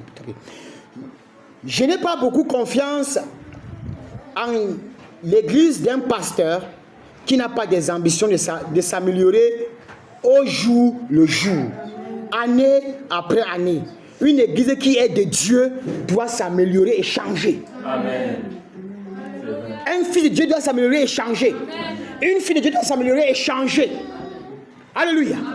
Frère, Dieu vous a donné le potentiel de changer. Alors qu'est-ce qu'il dit? De Dieu. Elle a l'ambition de persévérer. Eh bien, j'ai déjà fait ma part. J'ai vraiment une église de Dieu vivant. N'arrêtez jamais ça. On n'arrête pas une église de Dieu. Vous comprenez, frère et soeur? Si une soeur veut aller d'espoir en espoir avec Dieu, ne l'arrêtez pas. Ne dis pas qu'il y a des limites. Il n'y a pas de limite. Il n'y a pas de limite en ce qui concerne Dieu. Elle peut améliorer sa foi. Elle peut améliorer son esprit. Elle peut améliorer sa bénédiction. Frère, elle peut améliorer. Comme que l'année-ci, mes entrées ne sont pas bien. Mais les commerçants améliorent les business. Amen. Pourquoi vous ne pouvez pas améliorer votre vie spirituelle? Tu te rends compte que l'année-ci, le business que je fais là, je gagne, disons, je prends un exemple, je gagne peut-être 50 000 francs par mois. Bon, quand on est en fin d'année, je fais mon bilan. Je me dis, comment je vais faire pour qu'à partir de janvier, je ne gagne plus 50 mais je gagne peut-être même 100 ou 200 000. C'est ça, améliorer. J'améliore mon business pour bien avoir du profit. Pourquoi vous n'avez pas aussi améliorer votre vie spirituelle pour avoir du profit spirituel? Vous devez le faire. Vous devez changer. Alléluia. Comme l'année-ci, j'ai prié rien que les mercredis. L'année prochaine, je commence à prier mercredi et jeudi, ou bien mercredi et samedi. Il va ajouter un autre jour pour voir comment, pour que ma foi augmente. Pour que je puisse encore bien améliorer mon esprit devant le Seigneur. Pour que ma situation spirituelle aussi change. Frère, ayez des ambitions, naturelles comme spirituelles, de changer. Amen. Il n'y a aucun homme d'affaires dans ce monde qui n'améliore pas son business. Tout le monde améliore pour que ça avance. Le chrétien aussi doit améliorer sa vie pour que ça avance. Ouais. Bien. Vraiment, une église de Dieu vivant n'arrête jamais, disant: eh bien, je suis bien arrivé. Je pense tout en ordre. Là, ce n'est pas ça l'église. Amener un pécheur cette année et il a été sauvé m'a pas suffi. Ça n'a pas suffi. Bon, comme j'ai déjà conduit le frère là au Seigneur, m'a pas suffi. Écoutez la voix prophétique. Ta part ne suffit pas. Amen. Frère, ce n'est pas l'ambition de l'église de s'arrêter, d'amener une âme et de dire m'a pas suffi. Vous devez amener une âme cette semaine, amener une autre âme la semaine prochaine, amener une autre âme l'autre semaine, et chaque semaine vous devrez amener une âme. C'est ça votre ambition. Vous devez faire tout ce qu'à gagner une âme chaque semaine. Chaque semaine tu présentes une âme au Seigneur. Parfois, frères et sœurs, vous voyez, parfois même nos affaires ne marchent pas parce que vous ne faites pas aussi marcher les affaires de Dieu. Et ça va vous dire une vérité ce matin. Si vous voulez que vos affaires marchent, vous voulez même être guéri, faites que les œuvres de Dieu marchent bien. Comment est-ce qu'il dit? Dieu, s'il amène un, il amène un autre. Un autre amène un autre. Un autre amène un autre. Donc quand tu amènes une âme, l'âme que tu amènes, la personne que tu amènes là, sur le plan de Dieu, doit aussi témoigner une autre personne aussi et aussi amener. C'est ça le plan, l'ambition pour que l'église avance. Je te gagne, tu gagnes l'autre. L'autre gagne l'autre. L'autre gagne l'autre. Mais si nous venons, on n'a même pas l'esprit de faire évoluer l'œuvre du Seigneur. On n'a même pas l'esprit de vouloir faire que les âmes soient sauvées. C'est déjà d'ambition. Ah, j'ai déjà fait ma part. Alléluia. Comme on a demandé l'ampoule, j'ai acheté l'ampoule, m'a pas suffi. L'année, on peut même me voir, même compter que je suis dans l'église là. Tu es stagnant. Même tes affaires seront stagnantes. Ta vie sera stagnante. Parce que comme tu as stagné l'œuvre de Dieu, même tes affaires seront aussi stagnantes. Quelqu'un a reçu cela? Amen. La foi des grandes œuvres. C'est de faire avancer et toujours faire avancer. Frère, ce n'est pas l'ambition de l'église de Dieu. S'il amène une âme, il amène un autre amène un autre, et l'autre amène un autre. Il n'y a pas de fin à cela. Oh, ça nous suffit. Hein. Frère, l'année, si on a gagné il y a 200 personnes, on ne peut plus gagner les âmes. L'église est passée, il y a grand. Non. Elle n'est pas grande. Elle serait grande quand on ira à l'enlèvement. Et il n'y a pas de fin à cela. Cela continue simplement à s'entasser. Voyez, nous aimerions avoir une ambition et des attentes de Dieu. Des attentes que Dieu... Non, des attentes... Dieu veut qu'il en soit ainsi. Nous devons avoir des ambitions et des attentes. Amen. Dieu veut qu'il en soit ainsi. Eh frère, tu ne peux pas venir à l'église pour rester comme ça. Tu dois témoigner à ton voisin. Tu dois témoigner à ton patron. Tu dois témoigner à tes collègues. Les amener au Seigneur afin que tes affaires prospèrent. C'est ce que la Bible dit. Si vous faites prospérer l'œuvre de Dieu, Dieu fait prospérer vos affaires. Il peut faire prospérer ta santé. Les femmes parfois de manquer l'église peut faire que ta santé ne prospère pas. Tu restes à la maison et puis tu vas tomber malade ou bien tu as une maladie. Parfois Dieu aussi prépare ta guérison mais il ne te dit pas. Il veut seulement que tu viennes tous les jours. Le jour que Dieu va te guérir, tu ne connais pas. Tu crois que Dieu va te guérir quand? Tu ne connais pas le jour que Dieu va te guérir. Tu ne connais même pas le jour que Dieu va dire qu'aujourd'hui ta peine là ça suffit. Je mets fin à ta souffrance. Maintenant tu manques. Tu manques d'aller au rassemblement des fils de Dieu. Pourtant la Bible dit, n'abandonnez pas votre assemblée. Il est bien pour les frères et sœurs de demeurer ensemble. C'est comme lui qui couche la barbe d'Aaron et descend sur ses vêtements. L'église est bénie. Comprenez frères et sœurs? Ne prenez pas des prétextes ou des occasions pour manquer, à moins que ce soit vraiment nécessaire. Sinon, il n'y a même pas d'excuse pour Dieu de rester et ne pas venir à l'église. Il n'y a pas d'excuse. Même quand tu vas dire que non, Seigneur, vraiment, c'est parce que vraiment, je devrais aller peut-être faire telle chose. C'est vrai, tu devrais aller le faire. Mais c'est valable pour nous. Mais il n'y a pas de choses valables pour s'excuser de ne pas venir pour ta parole. Hein? On dit comme ça pour seulement que frère, il peut arriver. Qu'est-ce que tu voulais faire? C'est-à-dire, c'est vraiment pas facile pour toi d'être à l'église.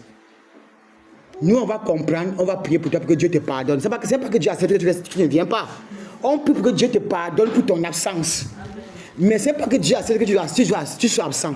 Pour qu'il te pardonne ton absence, mais c'est pas parce que Dieu accepte.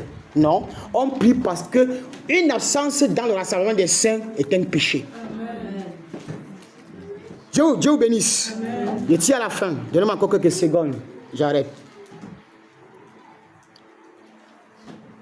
Puisse notre Dieu renouveler sa grâce avec nous. Amen. Je lis cette écriture. Ça se trouve dans la tempête.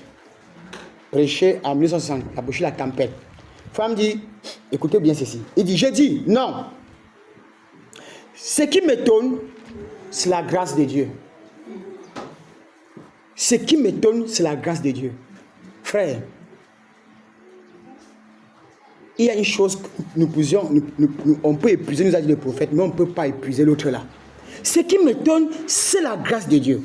J'ai bien des fois épuisé sa miséricorde. Ah, elle dit, tu épuises la miséricorde de Dieu. Mais il y a une chose que tu ne peux pas épuiser, c'est sa grâce. Hein?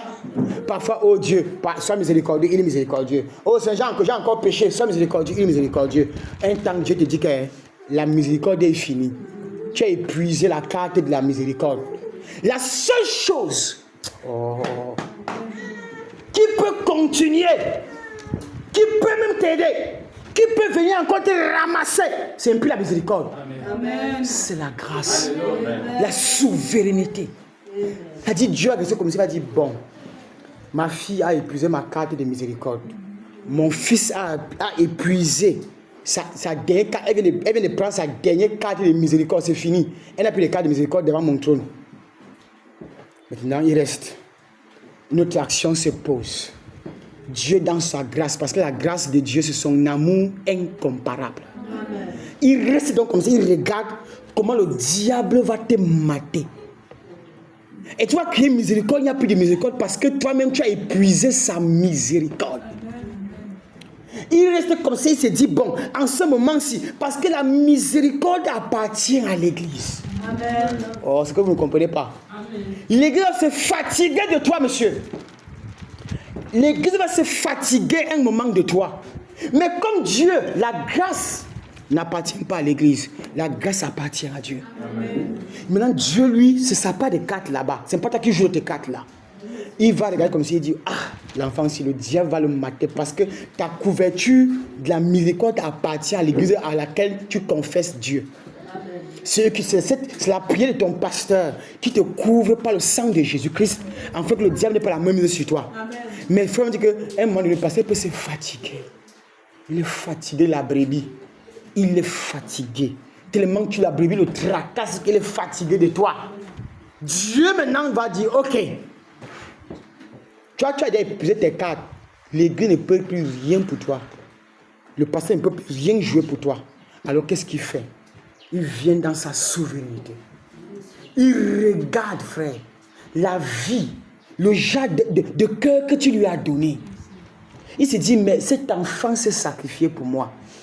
Peut-être tu as offert presque toute ta vie, toute ta jeunesse à ce Dieu que tu prétends servir. Tu l'as aimé, tu t'es sacrifié. Tu as même livré ta famille. Qu'elle dit, vous comprenez le sens? Dans le sens où ta famille a mis tous ses espoirs sur toi. Et un juste l'a dit que bon, moi j'ai créé une église réveillée. On dit, hein?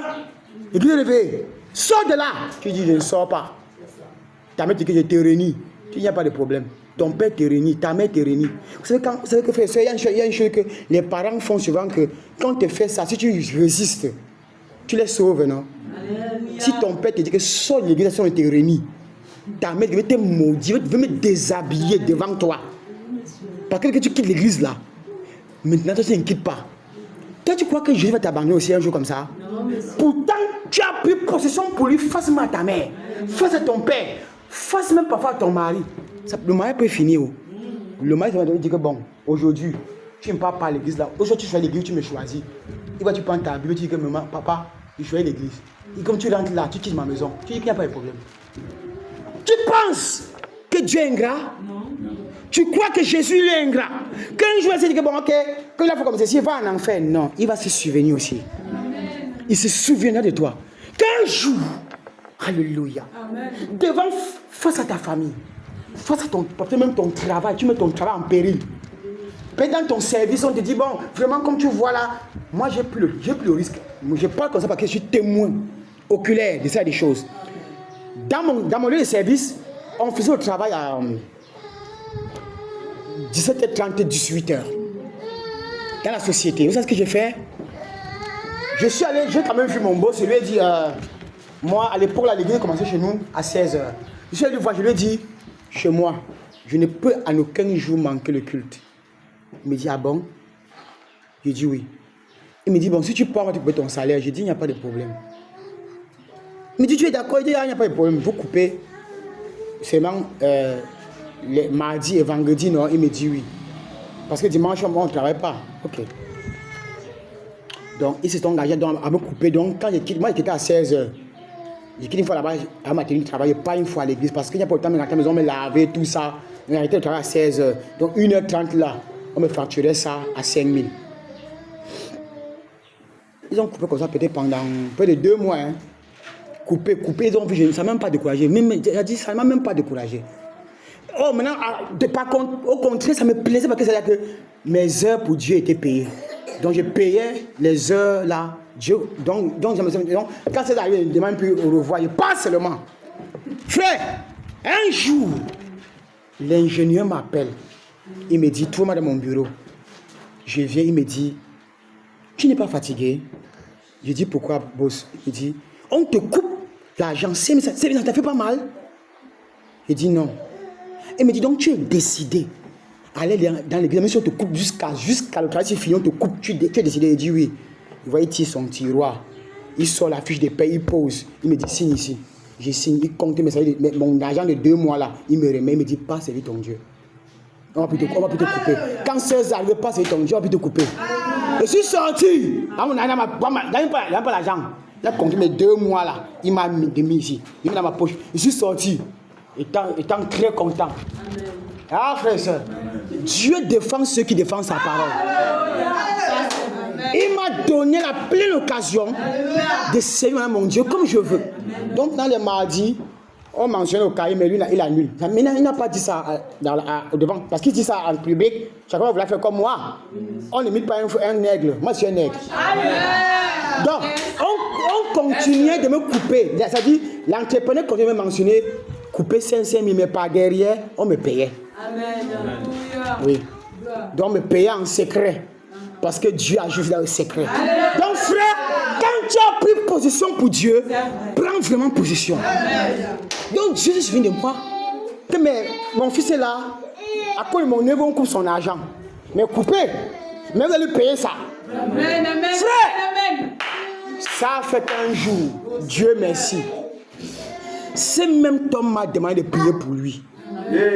Parce qu'il a vu que ce qu'il a pris comme position était réel. C'était pas comme ça. Non, c'était vrai. Comprenez? Parce que même ma propre grande soeur, la deuxième née de ma mère, est venue dans mon entreprise demander qu'on me chasse. Je lui ai pardonné ça parce que demander qu'on me chasse, frère, je suis en location. Parce que quand j'ai cru, ça les a tellement énervés. Et à ce moment-là, je viens de perdre l'aînée chez nous, ma première grande soeur, elle vient de mourir. Alors on est allé au deuil, on est rentré, on m'a dit que tradition, mon Dieu, il fait pour tradition. Ça les a tellement choqué au point où on m'a chassé de la maison. Fais pas la foi des grandes œuvres. Alléluia. Le témoignage doit aussi venir nous-mêmes. Comment j'ai chassé la maison? Parce qu'on m'a chassé, j'étais dehors, mais tous mes habits, même pas dans le sac, pas un visé que par dehors. Dans la pluie. J'ai ramassé, je suis parti. Je suis au pasteur, parce qu'il m'a dit que bon, on va faire comme ça. Après, je suis allé à la location. Quand ma grande ça arrive, elle voit que je suis à location, elle voit que bon, ça veut dire que si je suis à location, ça veut dire qu'il m'en sort. Et donc il faut qu'on me coince pour que je revienne demander pardon à la famille et je laisse l'église. Elle s'est donc portée garant pour être mon pharaon. Donc elle a pris tout son temps, elle allait voir mon chef d'entreprise, lui demander qu'on me renvoie.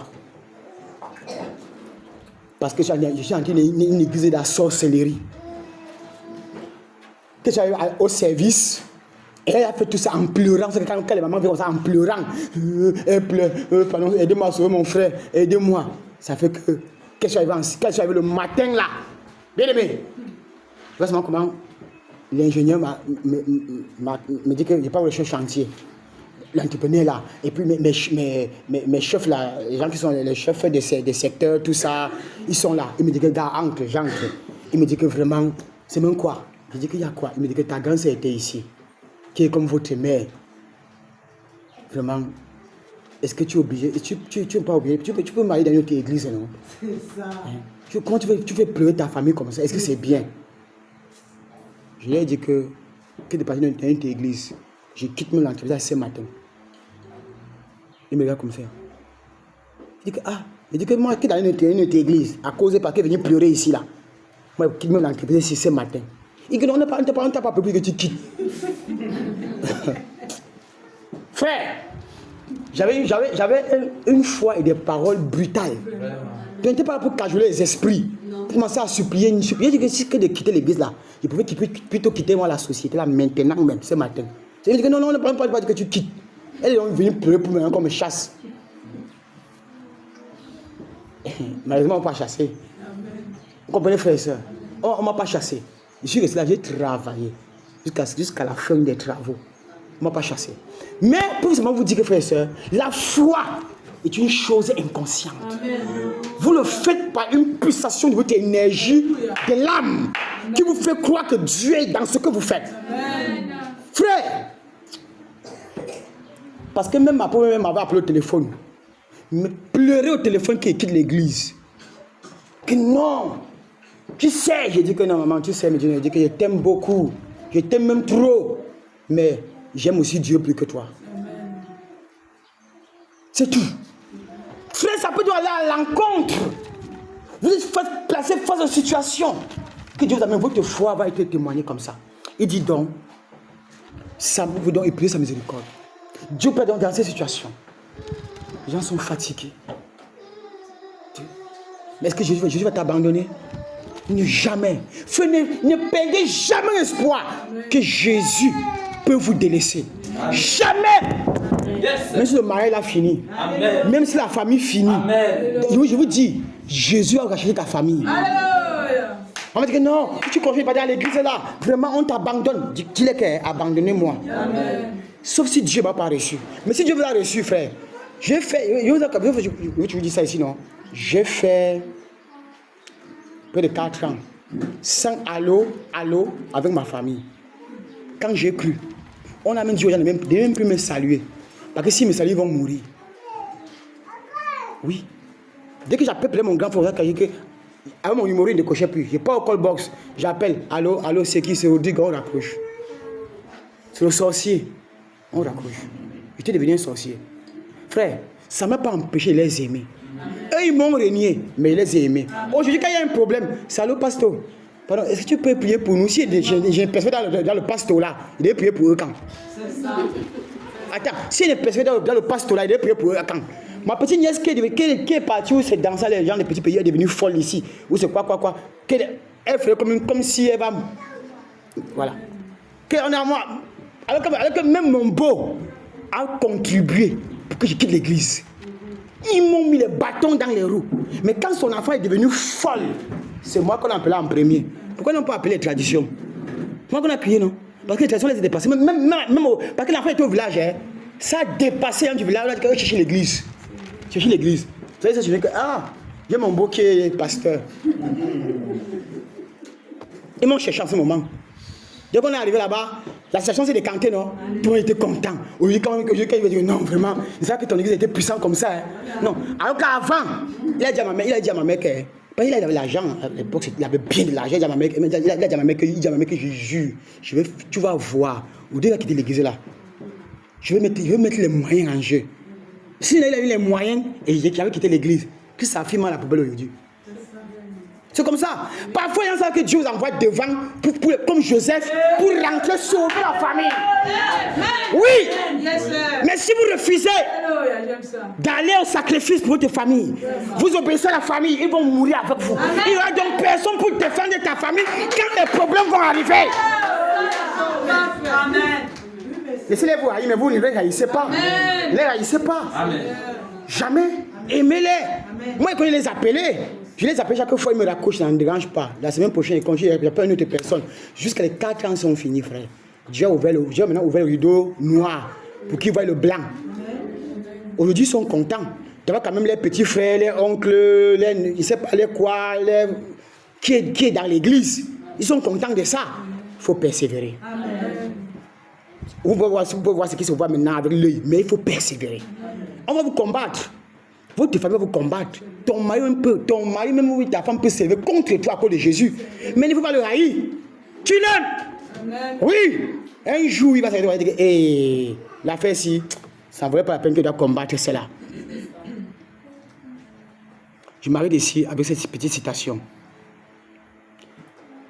Comment est-ce qu'un chrétien peut donc pénétrer profondément dans l'amour de Dieu? Comment? Pour pouvoir bénéficier de la foi des grandes œuvres, Frère Madame dit, lisez la parole et priez. Encore, lisez la parole de Dieu et priez. Qu'est-ce qu'il a dit à Josué? Médite le livre, jouez, ne t'en tourne ni à gauche ni à droite. Hein? Amen. Et ainsi tu vas réussir dans toutes tes entreprises. Et nul ne résistera devant toi tant que tu vivras. Amen. Voilà d'où vous vient votre force et votre puissance. Alléluia. Amen. Donc, bien aimés frères et sœurs en Christ, ce matin, nous devons comprendre que mal de cette situation. Ma situation est là très grave. J'ai souffert les 2 semaines qui sont passées quand j'ai un peu fondu. Parce que j'ai un mal qui m'avait attaqué il y a peut-être plus de 10 ans. Plus de 10 ans. Peut-être 12 ans, 13 ans comme ça. Le mal gastrique. Du temps en temps, parfois ça me faisait comme ça, mais j'ai négligé. Mais la semaine, les 2 semaines qui sont passées, ça m'a pris ici. Bon, ça m'a signé peut-être pendant 2 jours. Bon, je ne tiens pas trop en considération, je m'en foutais un peu. Mais un jour ici, après le culte ici, c'était un mardi comme ça. C'est un vendredi, c'était un mardi, je pense. Ça m'a pris ici. Quand je prêchais du haut de la chaise ici, j'étais en train de souffrir. Peut-être les gens n'ont pas payé, peut-être d'autres personnes ont remarqué, mais je souffrais. Je prêchais, peut-être dit mais je souffrais. J'ai fini, je suis parti. Frère, j'ai compris que Dieu est merveilleux. Vous comprenez? Dieu est merveilleux. Il dit à Dieu, mais Seigneur, si je m'avais délivré comme ça, me voici aujourd'hui. Tu veux que je commence à dépenser mes petits miettes à l'hôpital pour acheter les calmements, pour acheter comme ceci. Bon, il n'y a pas de problème. Mais je sais que tu es Dieu. Mais tu peux me faire quelque chose. On m'a fait une petite liste là. bon, il y a des choses que je ne dois pas manger, le piment, monter, descendre. Oh, c'est des choses que, comme on m'a toujours prescrit quand il dit ça la première fois, j'ai décidé de consommer en grande quantité. C'est là où il peut y avoir des différences. Il me veut que je n'obéis pas à tout ce qu'on m'a dit. Bon, ne bois pas les mains, pas au piment, ne fais pas comme ceci, fais comme ceci, fais comme ceci. Mais, je vais vous dire que Dieu est capable de nous rétablir, de nous guérir, de nous ramener neuf pour sa gloire. Il a rétabli Lazare. Frère, frère dit que Lazare et Béthanie. Béthanie était devenu un centre touristique. Amen. À cause d'un seul homme, amen, du nom de Lazare. Il a commencé à voyager. Que Dieu opère dans ta vie, avec qu'il y a un voyage. Hein? Quand Jésus a opéré le miracle avec Lazare, il a commencé à voyager de partout pour venir voir le mort ressuscité. Pour le toucher. Le toucher ça. Il était mort, on le touche un peu. Les gens commencent à faire un site touristique. Tu ne pouvais pas voyager, passer à Jérusalem et Béthanie sans passer par maison et voir Lazare qui a ressuscité d'entre les morts. Que Dieu élève sa gloire dans ta vie. Amen. Que Dieu te bénisse. Amen. Que Dieu change ta vie. Amen. Que Dieu transforme ton atmosphère. Amen. Que Dieu t'élève de telle manière que tu deviens un site touristique. Amen. Que Dieu te bénisse. Tenons-nous debout. Chantons ce merveilleux cantique avant que nous allons prier pour rendre gloire à notre Dieu. Alléluia.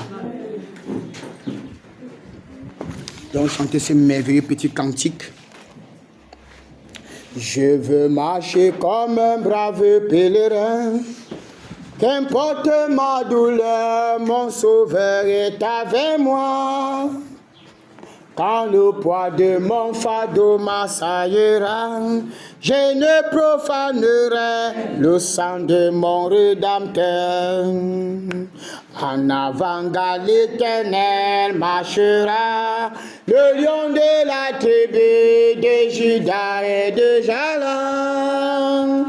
En arrière, l'Éternel veillera, de son puissant soutien, l'Éternel m'entourera. Ah Seigneur, bénis mon cœur, qui saigne au fond de moi. Seigneur, exauce-moi. Ah Seigneur, vide ma peine, tout au fond de mon cœur. Seigneur, console-moi. Quand j'écouterai la scène un beau matin, reçois-moi dans tes bras, ô Jésus, agneau de Dieu. Telle une colombe blessée de pas en pas, tu seras le témoin de mes souffrances ici-bas. Je prendrai alors le chemin de la gloire, mon corps mutilé par les marques du calvaire, et l'éclat d'un ciel nouveau accueillera mon âme affligée dans les demeures éternelles. Ah Seigneur, bénis mon cœur, oui, qui saigne au fond de moi. Seigneur, exauce-moi. Ah Seigneur, guide ma peine tout au fond de mon cœur. Seigneur, console-moi. Comme il les avait précédés dans Galilée, Jésus-Christ est parti, là où je le trouverai. Au-delà de cette croix, je le verrai. Tout nouveau, je serai à la ressemblance de Dieu. Je déposerai mon fardeau ce jour-là. Je lèverai mes mains et je serai annoncé. Une escorte d'anges du ciel me recevra et m'accompagnera vers Jésus-Christ le grand roi. Ah Seigneur, bénis mon cœur, oui, qui saigne au fond de moi. Oui, Seigneur, exauce-moi. Ah Seigneur, vide ma peine, oui, tout au fond de mon cœur. Oui, Seigneur, console-moi. Tous ensemble, nous voix, chacun va remercier le Seigneur. Si tu as besoin de cette foi, de grandes œuvres, pour dire à Dieu, Seigneur, c'est vrai. J'en ai marre de marcher en dessous de mes privilèges.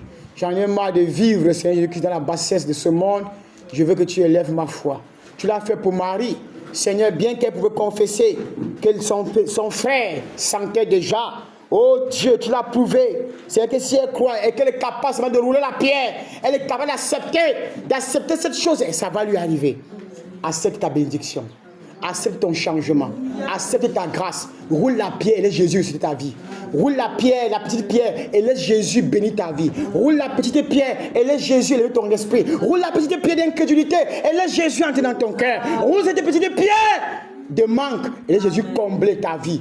Roule les petites pierres de pauvreté et laisse Jésus combler de ses grâces, de bénédictions, des richesses de ce monde. Qu'elle a dit, je vous bénirai au centuple.